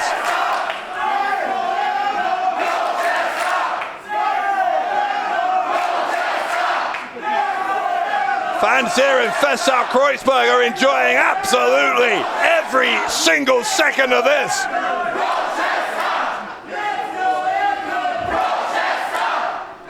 They're both back to their feet. Sulcani trying for the super kick, couldn't get it. There's an enziguri from Crowchester. Crowchester tilting well into a DDT. Sulcani got back to his feet, but went out of the frying pan into the fire. There's a destroyer. The destroyer from Crowchester. Not enough.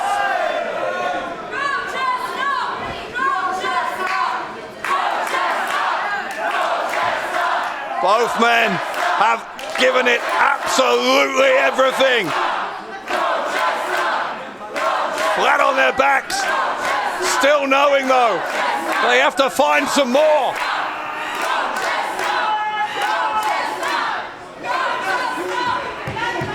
Vocal support here for Crowchester. Can he feed off of that energy and find that last bit of fuel in the tank that he needs?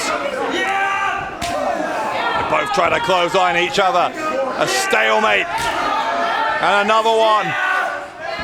Both to the ropes.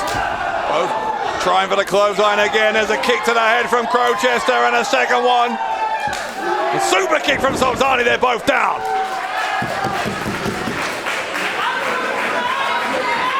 They might be both out. Referee has a count on here. Both men took kicks to the head. This match's been going well over 15, pushing 20 minutes now. We're up to a count of 8. I'm not sure if either man can beat the count. No, they can't. And this one's going to be a draw. Und damit endet dieser Kampf in einem Doppel-Knockout, doppeltes K.O. Damit ohne Ergebnis, no contest. Well, fans aren't happy that there's no decisive winner. Bis 10 ausgezählt. Das bedeutet doppeltes technisches K.O. Und damit dieser Kampf ohne offiziellen Sieger. Trotzdem ein spannender Kampf, ein großartiger Kampf. Crowchester and Sulcani have taken each other to the limit here. Confirmation, this was a double knockout, and the fans' disappointment that there not being a winner was short-lived, because ultimately these two gave it absolutely everything. Here tonight, a rising heat. What a match between Crowchester and Sulcani.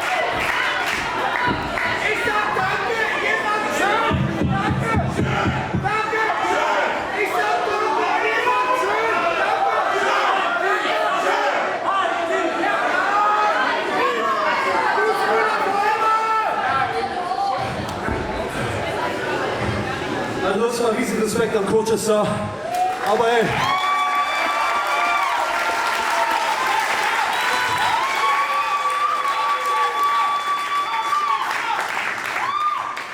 Aber ey, ganz ehrlich, diese kleine Made hier hat mich im schlimmsten Tag heute erwischt.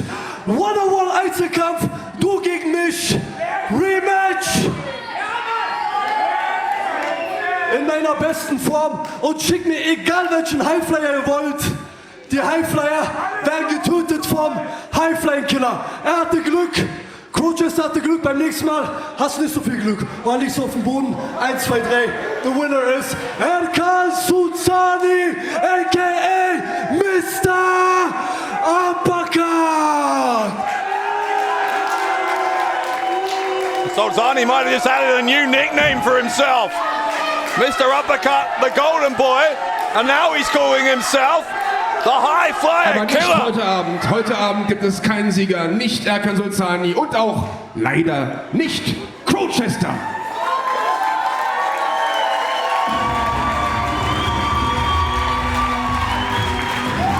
Sulcani looking for a rematch down the road, and that is a rematch we would all like to see. Das nächste Match ist ein Triple Threat Match. Angesetzt auf einen Fall. Und es geht um den German Wrestling Federation Women's Championship. Auf dem Weg zum Ring.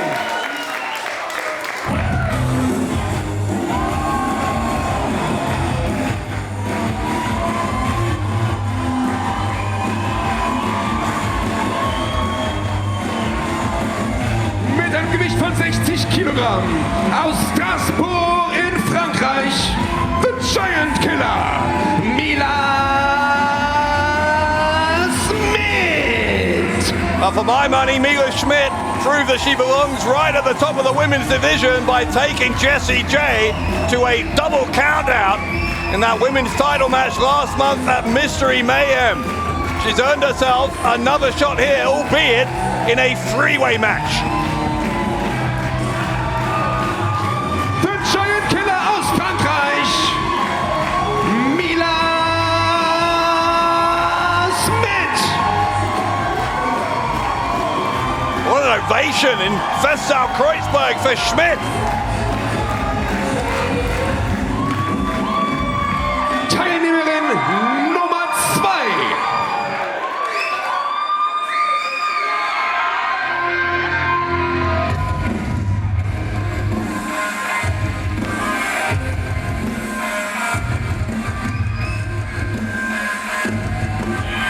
einem Gewicht von 75 Kilogramm.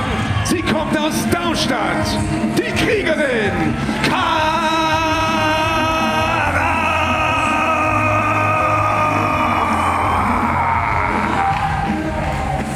Cara came very, very close to winning the vacant women's title at the start of this year. Part of that Eliminator series, made it to the final at Strike First, Strike Hard 2. Who did she lose to? Jessy J. Und in diesem Three-Way Dance Teilnehmer Nummer 3. And this woman, who's about to enter the arena, has been the GWF Women's Champion ever since. Mit einem Gewicht von 75 Kilogramm. Aus Salzburg in Österreich. Der amtierende German Wrestling Federation Women's Champion, the Kendo Stick Pitbull, Jessy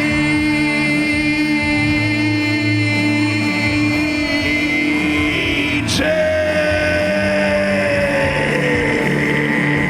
5 months on from that victory over Cara, Jessy J still standing tall as the queen of the women's division. This the third of 4 championship matches tonight at Rising Heat. Jessy J straight into the ring and a double clothesline on both challengers. Statement of intent there. Jessy J, the kendo stick pitbull, knows that under these kind of circumstances, a 3-way match, the championship in jeopardy like never before. We say this all the time, but it bears repeating. The champion does not have to be involved in the decision to lose the title in a 1-fall match of this kind. If either Cara were to pin Mila Smidt or Smidt to pin Cara, then Jessy J would lose the championship without having anything to do with it. It is the 2 challengers who are in there against each other now. Champion been dispatched to the outside. Smidt looking for some more of that support that she got a very vocal level of as she entered here. Smidt with the shoulder thrust into the abdomen of Cara in the corner.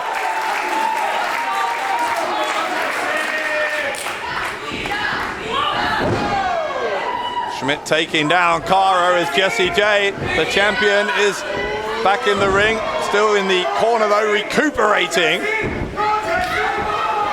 Jessy J not even allowing a 1 count there.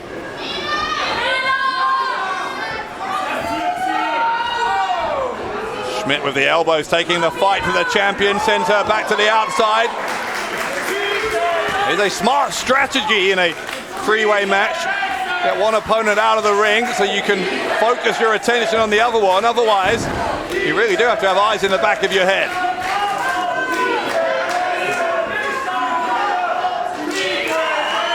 Cara with a headlock takedown on Smidt, trying to assert herself and make sure that she is dictating things here in this championship match. Shoulder block sent Smidt down to the floor, down to the canvas. For a clothesline, couldn't get it, then a hip toss, couldn't get that. And there's a hip toss instead from Cara. Cara standing splash, looking for the pin, and Jessy J running back into the ring, ready to break that one up as well. In the event she didn't have to, but champion keeping a very, very close eye on both challengers.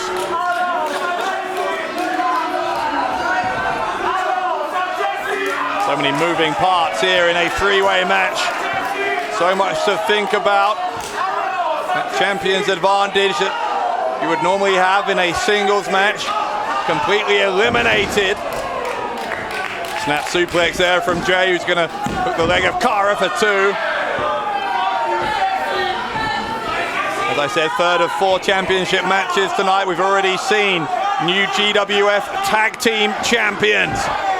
Aytac, Bahar and Kaplan. Beating the Bad Kings, John Klinger and Tarkan Aslan in our opener earlier on in a Lumberjack match. Jay just making sure there that Smidt stays on the outside. Jessy J doesn't want her title to be the second one to change hands tonight. More than happy for that tag title change to hog the headlines, I'm sure, if you're Jessy J. Jay, though, just got sent face first from a great height down into the canvas. Cara trying to get the cover. Smidt trying to steal it from Cara. There's two and a kick out by the champion.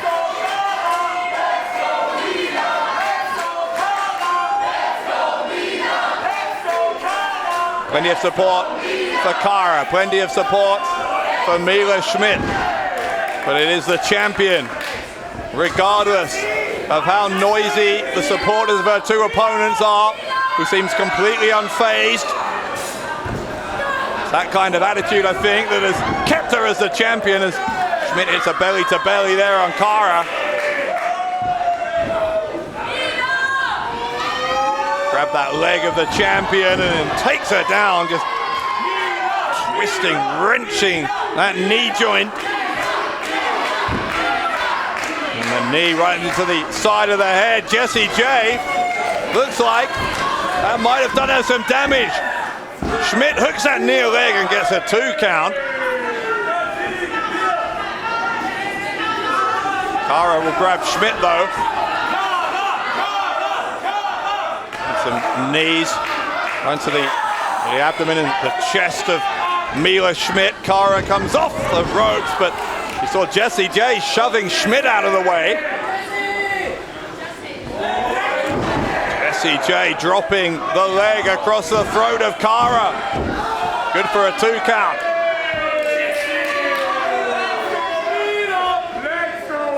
Up on the shoulders now.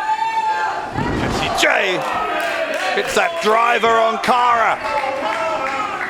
Trying to hook that leg. Smidt able to drag Cara out of position. Really good example in these past few seconds of just how difficult it is to score a pinfall in this kind of situation. As soon as you go for the cover, there is a third person in the match whose one goal in that moment is to prevent you from getting that cover.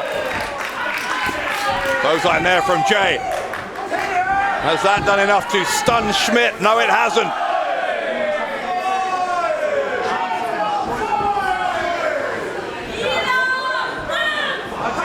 Kendo stick pitbull, just dividing her time between the two challengers, choking out Cara here before Smidt comes back to again take the fight to the champion.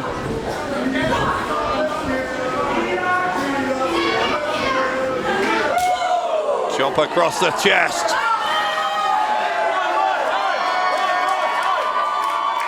Crowd loving this from Smidt. Enjoying every second as she attempts here to take down the women's champion.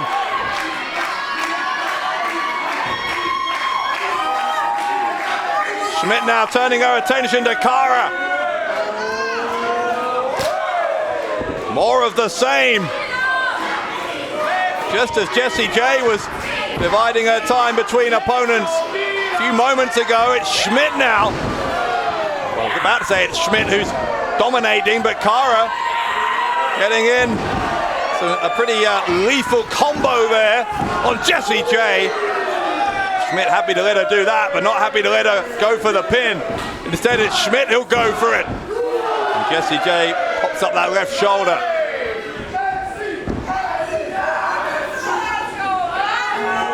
Now Smidt with another suplex. In all action in this women's title match. Still anyone's game. The title hanging in the balance between Jessy J, Cara, and Mila Smidt. Smidt hits Cara right in the side there. Flying kick. It's low down to the canvas.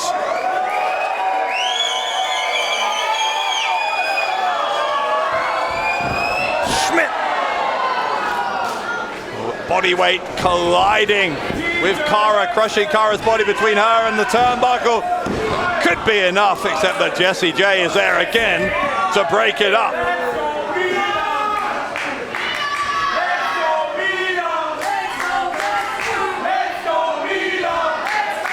Elbows from Jessy J. Smidt backs her into the corner. Cara is down under the bottom rope, a few feet away.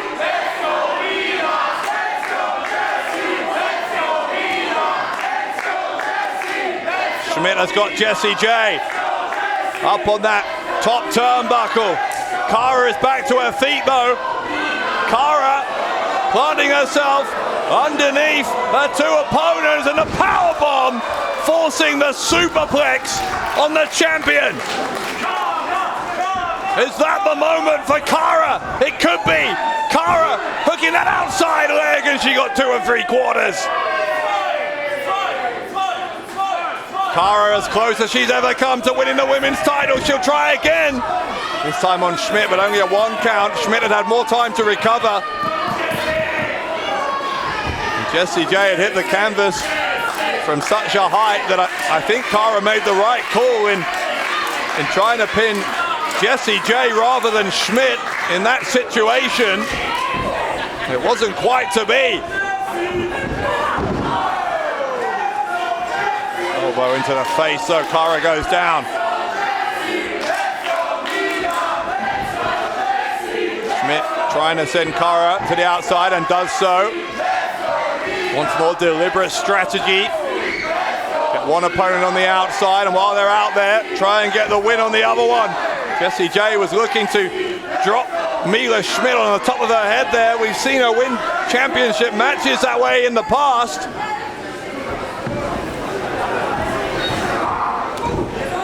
Smidt, big shot right to the back of the neck, and another one.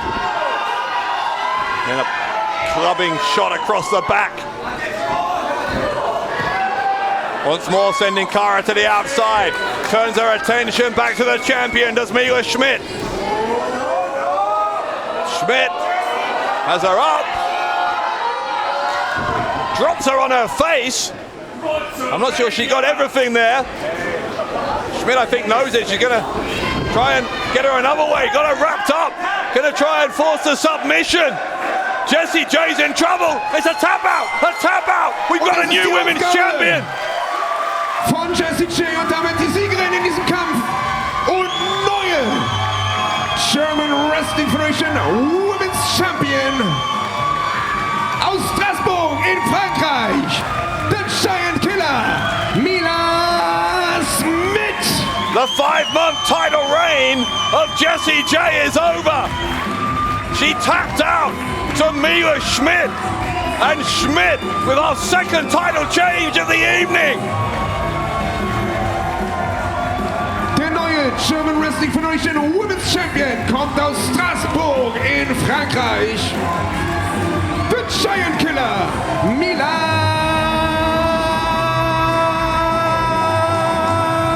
Smidt.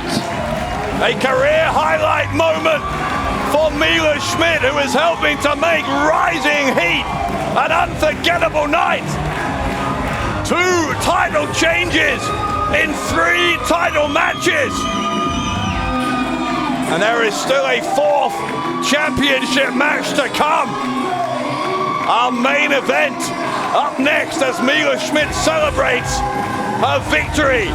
The new women's champion walks out of Kreuzberg as Axel Tischer and Jurn Simmons prepare to do battle. That match is next, and it is for the GWF Championship of the World. Der neue German Wrestling Federation Women's Champion, Mila Smidt.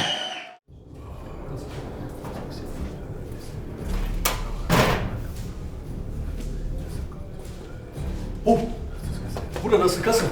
Hol mal die Schlüssel, lass den Schlüssel mit. Okay. Warte.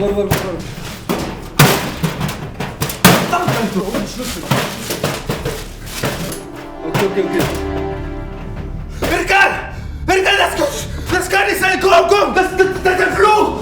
Santa Madre, Was redest Komm, du? ein Fluch! Ein Fluch! Dem Hauptkampf von Rising Heat. In einem Kampf angesetzt auf einen Fall um den German Wrestling Federation World Championship. Auf dem Weg zum Ring.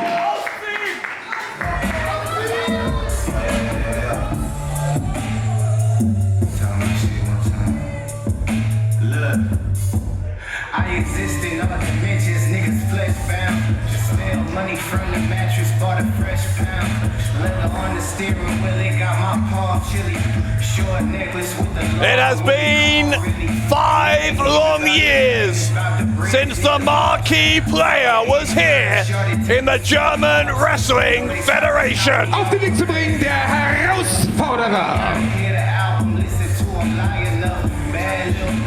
Jurn Simmons, not just back here in Berlin, but back here with a chance of walking out of Rising Heat 2022 as the GWF champion of the world. Crumble up the cookies, got me coughing like the COVID. Go straight from Saudi to Audi, coming from Germany. I ain't gotta speak when I enter, the winners heard of me. Feeling like the summer beats. He is quite simply one of the most accomplished, one of the most powerful, one of the most charismatic professional wrestlers on the planet. He's also someone who knows the GWF World Champion very well. They have done battle on many occasions elsewhere. And as such, Jurn Simmons presents a challenge of a unique sort to Axel Tischer's title reign, which has now exceeded 200 days.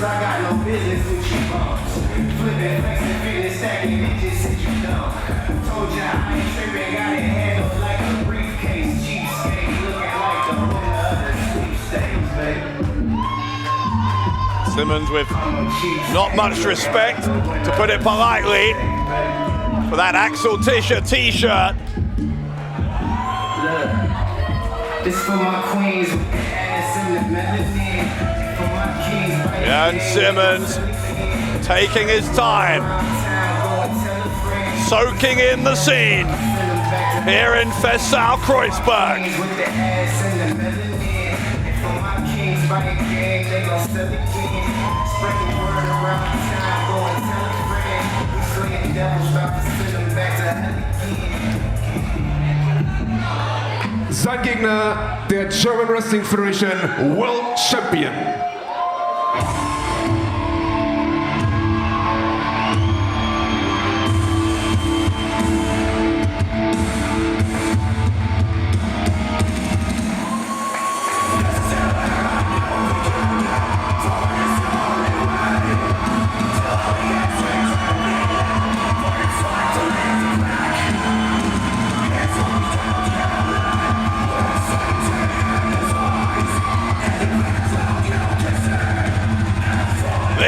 Man cometh to the main event of Rising Heat.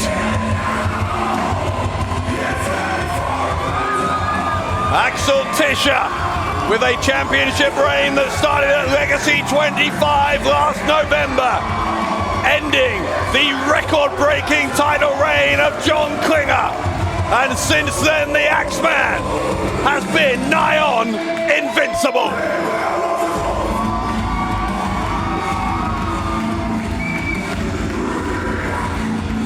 Tischer and Simmons for the GWF World Title. It is the main event here in the heart of the German capital this evening.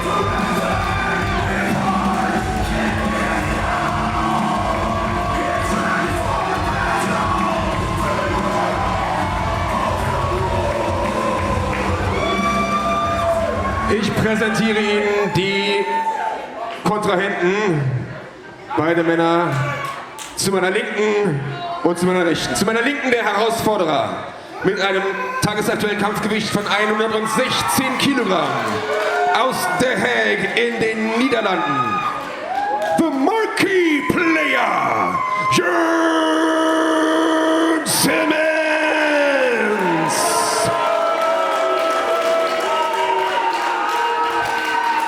Sein Gegner mit einem aktuellen Gewicht von 90 Kilogramm aus Dresden in Deutschland.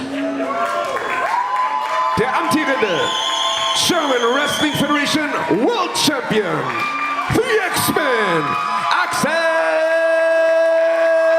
Tischer.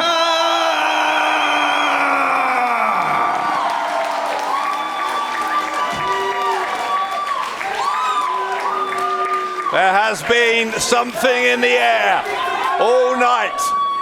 We are in the middle of a heat wave across Europe. Berlin is no different. And under these hot lights, that rising heat, we have already seen a tag team championship change hands. The women's championship change hands. Will we see the marquee player Jurn Simmons mark his return to GWF after half a decade away by snatching that GWF World Title from Axel Tischer?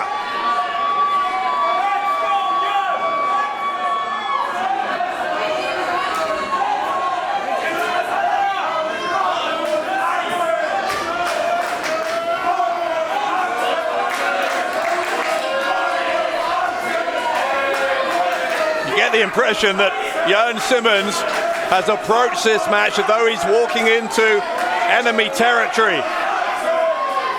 He knows that he has not been in front of the GWF fans for 5 years. He's come out here with a swagger as though he's expecting the crowd to be hostile towards him.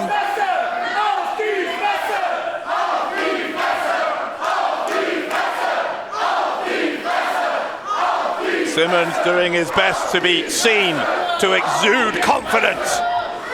Here we go, collar and elbow tie-up to start this main event.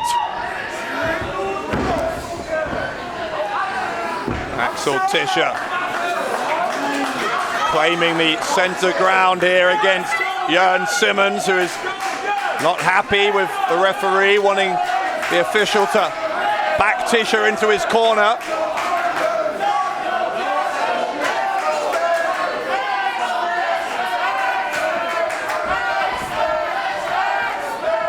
Back to square one, they will lock up again. This time Tischer quickly grabs a side headlock.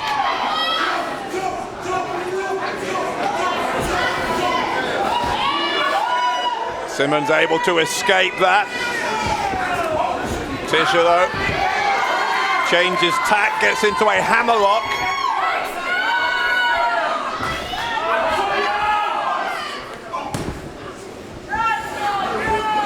Now Tischer front face lock, trying to just control Jurn Simmons early on.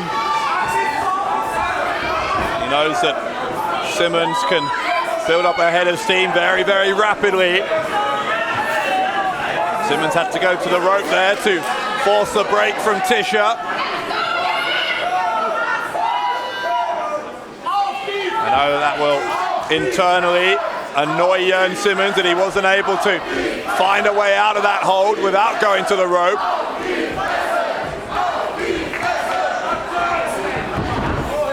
He's gone a second time. Yeah, Simmons getting a little bit frustrated as he gets in the face of the champion.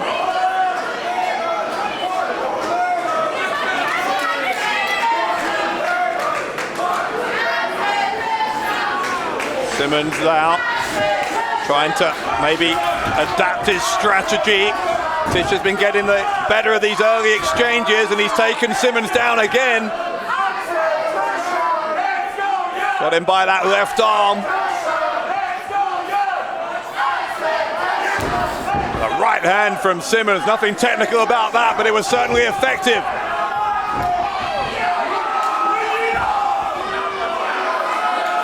Simmons now just putting that boot in.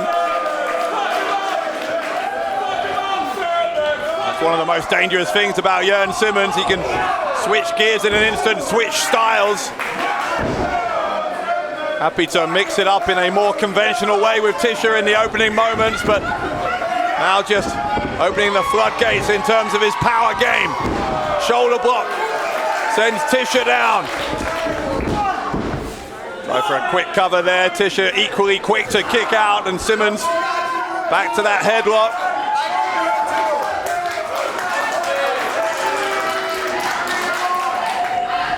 Simmons taking some time to jaw Jack with the very vocal support for the GWF World Champion in the crowd. Simmons though showing off his power, and shoulder block was able to take Tischer down. Got a 1 count that time on the pin attempt.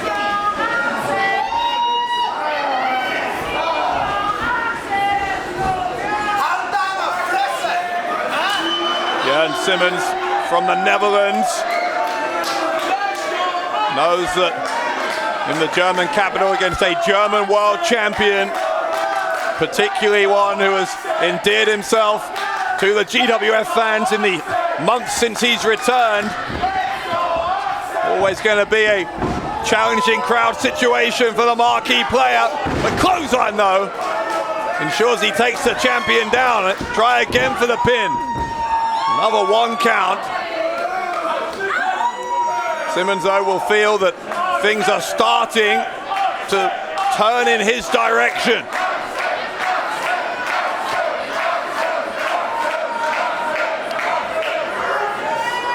Trying for the suplex. Tischer escaped out the back. Leapfrog from the champion, big boot to the face of Simmons. An uppercut and another one. And another one from Tischer. Axel Tischer now. He's starting to gain in confidence. You can see it. Elbow to the face of Simmons. Simmons needs to find a way to stop this flurry of offense, and that might do it. Sweeping the leg away of Tischer. And dropping the elbow right down on the lower back. You're able to do some damage to that part of the body. You can really limit the mobility of your opponent. Simmons went for the pin. Got a 2 count before Tischer kicked out that time. A symptom, perhaps, of the fact that Simmons may have done some damage to that lower back.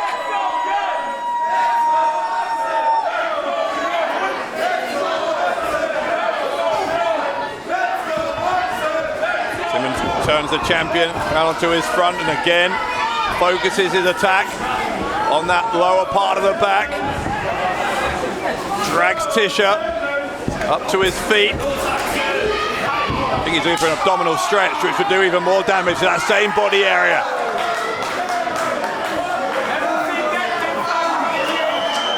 Look at Simmons just grinding the elbow into the lumbar part of the spine.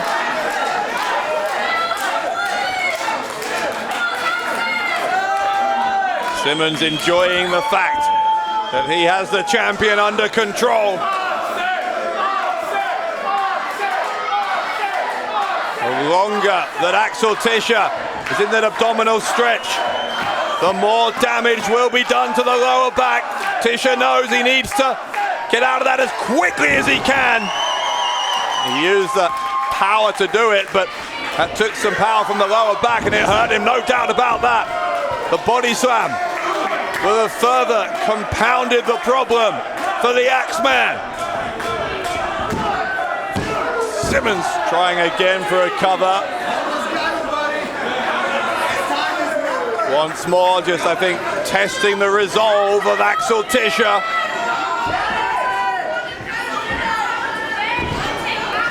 Tischer shoved to the ropes, another shot to the back from Simmons. There's a look of concern. It's not just a look of pain. I think it's a look of concern on the face of Tischer.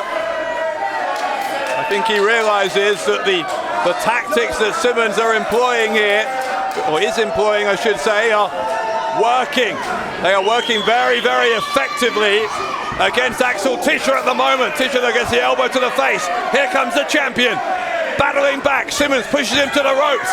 Got him up, backbreaker. And that could do it.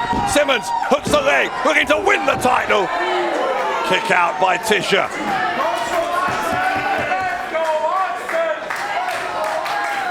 talked earlier about how Axel Tischer at Legacy 25 in November was able to end that record-breaking title reign of his predecessor, John Klinger, a title reign that went 925 days. Tischer's own reign, as I said, well over 200 now. Tischer has made that championship his own, but Simmons gaining in confidence and, quite honestly, gaining in cockiness as this match proceeds.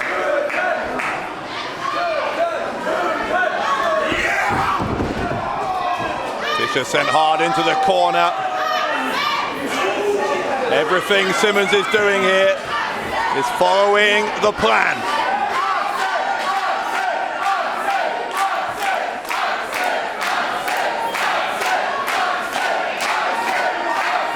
Simmons just turning up the intensity a couple more notches, but Tischer with the counter that time on the whip.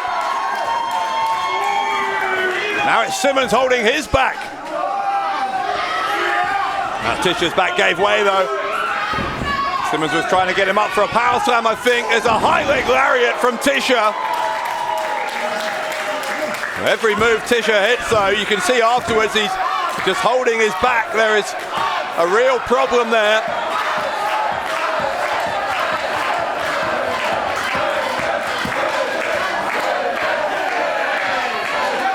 Amazing main event at the conclusion of an amazing night here in Berlin. Axel Tischer trying to take Jurn Simmons off his feet. Not able to do it. He goes to the ropes, Tischer, and that will do it. The clothesline takes down Simmons. Uppercut does the same. Tischer in the corner, suplex. And the champion nips up. The adrenaline coursing through his veins now.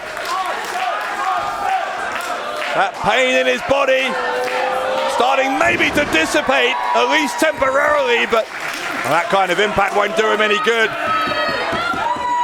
Found his target coming off the top rope, but landed hard himself as well. Simmons, great power from the marquee player, the challenger for the GWF World Title. Short arm clothesline from Simmons.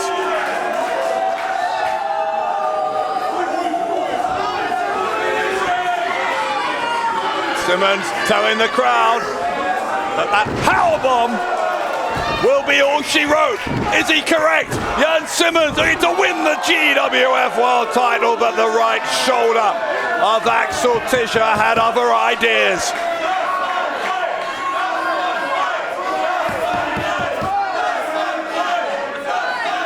That smile, the smirk almost that was on the face of Jurn Simmons, wiped off it there by that kick out from Axel Tischer.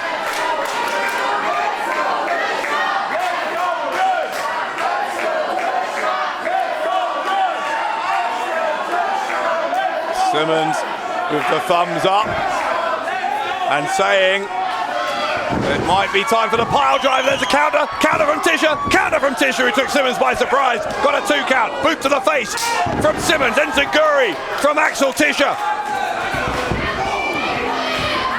Simmons once more, gets that boot up. Reverse body slam. Tischer landed face first. Jurn Simmons needs to exploit the advantage that he has just regained. Rolled back up so he could get on the top rope, but Tischer caught him up there. Axel Tischer with the uppercut. Has he set up Jurn Simmons for a superplex? Yes, he has! The superplex on Jurn Simmons!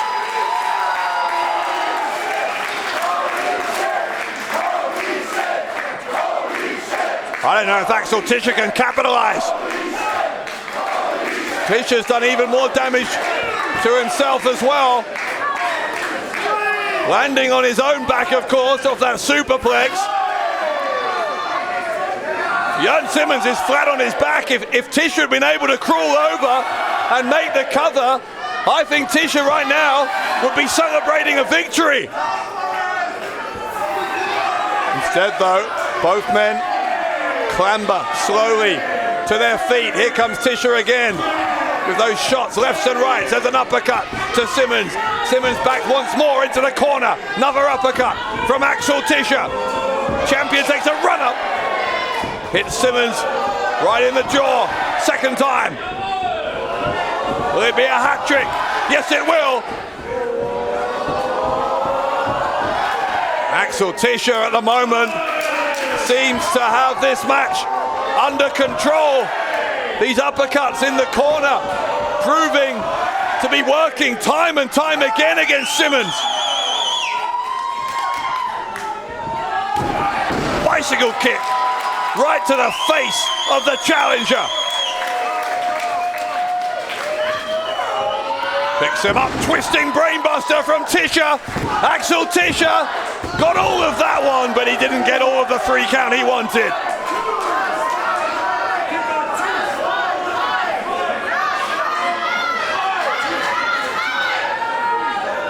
Tischer thought that the brainbuster was enough to keep Simmons down, but the marquee player found a way to hang on in there.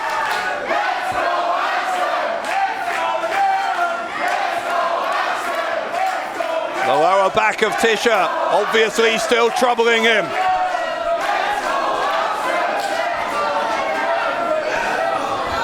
Tischer trying to lift up Simmons. Maybe you're going to give Simmons a taste of his own medicine, a powerbomb, a pile driver maybe. In the end he settles for a knee to the jaw, then a kick round the side of the head. And now the German suplex with the bridge from Tischer. Simmons kicked out.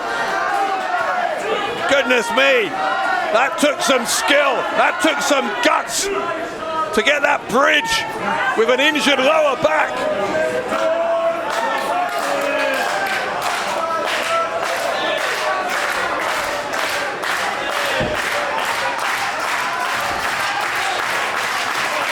Crowd are willing both men to their feet.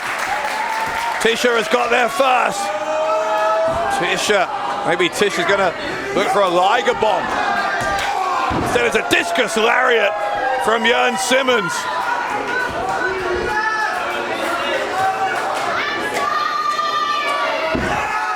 Simmons takes a run up, goes for the spear. Tischer was able to leapfrog out of the way, got him up. Death Valley drop from Axel Tischer. The pin by Tischer, and the shoulder comes up for Simmons again.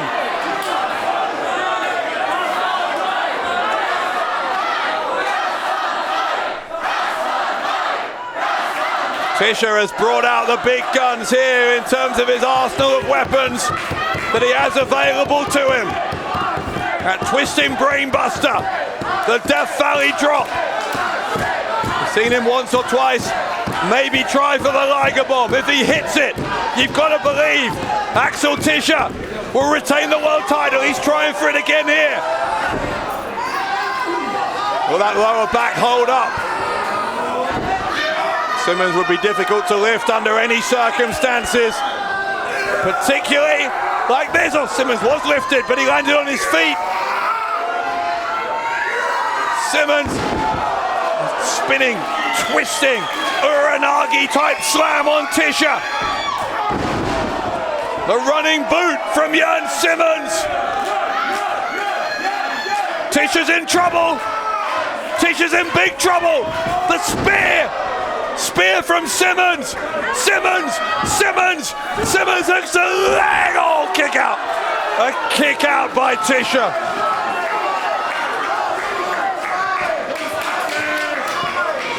Don't ask me how. Axel Tischer somehow kicking out of a Jurn Simmons spear.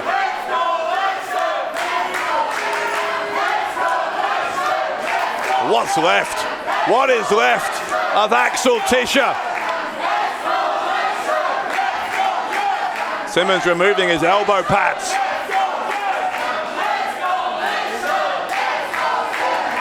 Tischer might have kicked out, but it is Jurn Simmons who looks to be in far better condition at this point.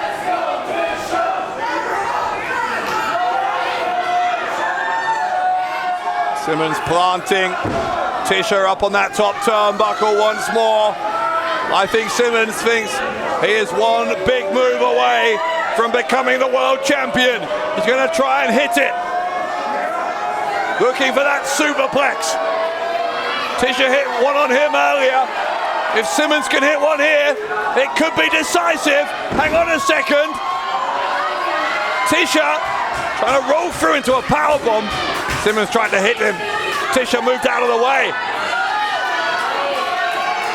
And now Tischer up on that second rope looking for a belly to back suplex from the middle turnbuckle. Simmons kicked him away, then kicked him in the face.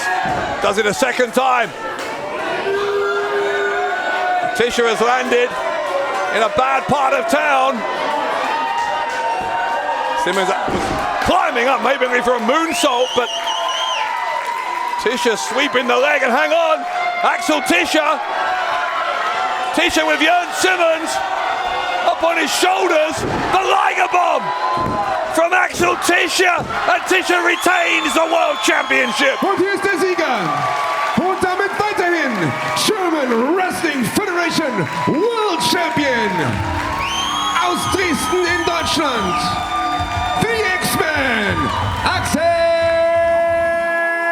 Tischer. Don't ask me how he did it, but Axel Tischer has survived the challenge of the marquee player. The Axeman is still the man.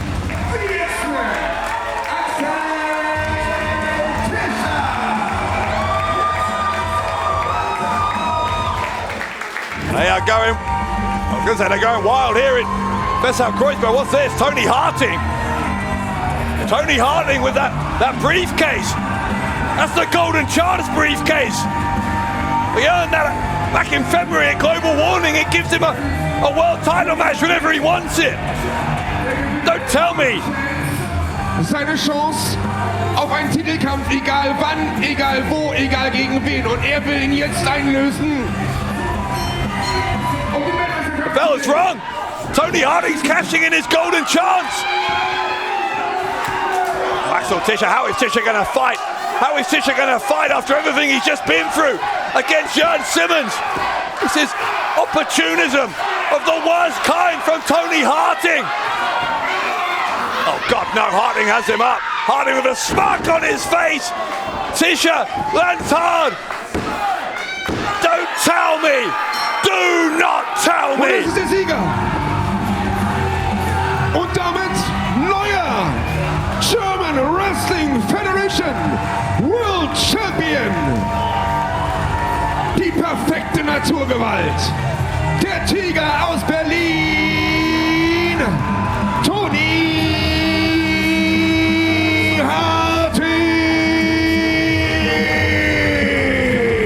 What have we just witnessed? Tony Harting stealing the spotlight, stealing the moment from Axel Tischer. And Tony Harting, the Tiger, has just become the champion of the world. I don't believe this. I do not believe this. It had already been a history-making night, but Tony Harting has cashed in the golden chance, and in doing so has completed the Triple Crown here in GWF. He's been a tag team champion, he's been a Berlin champion, and now he becomes the 6th man in history to complete the set. Tony Harting is the GWF World Champion.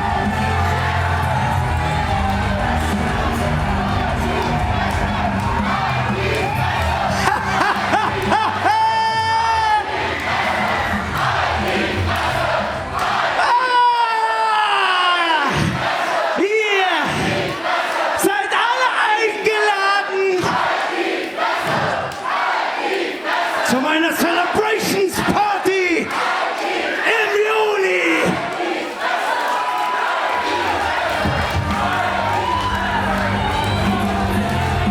Listen to this roll of honor.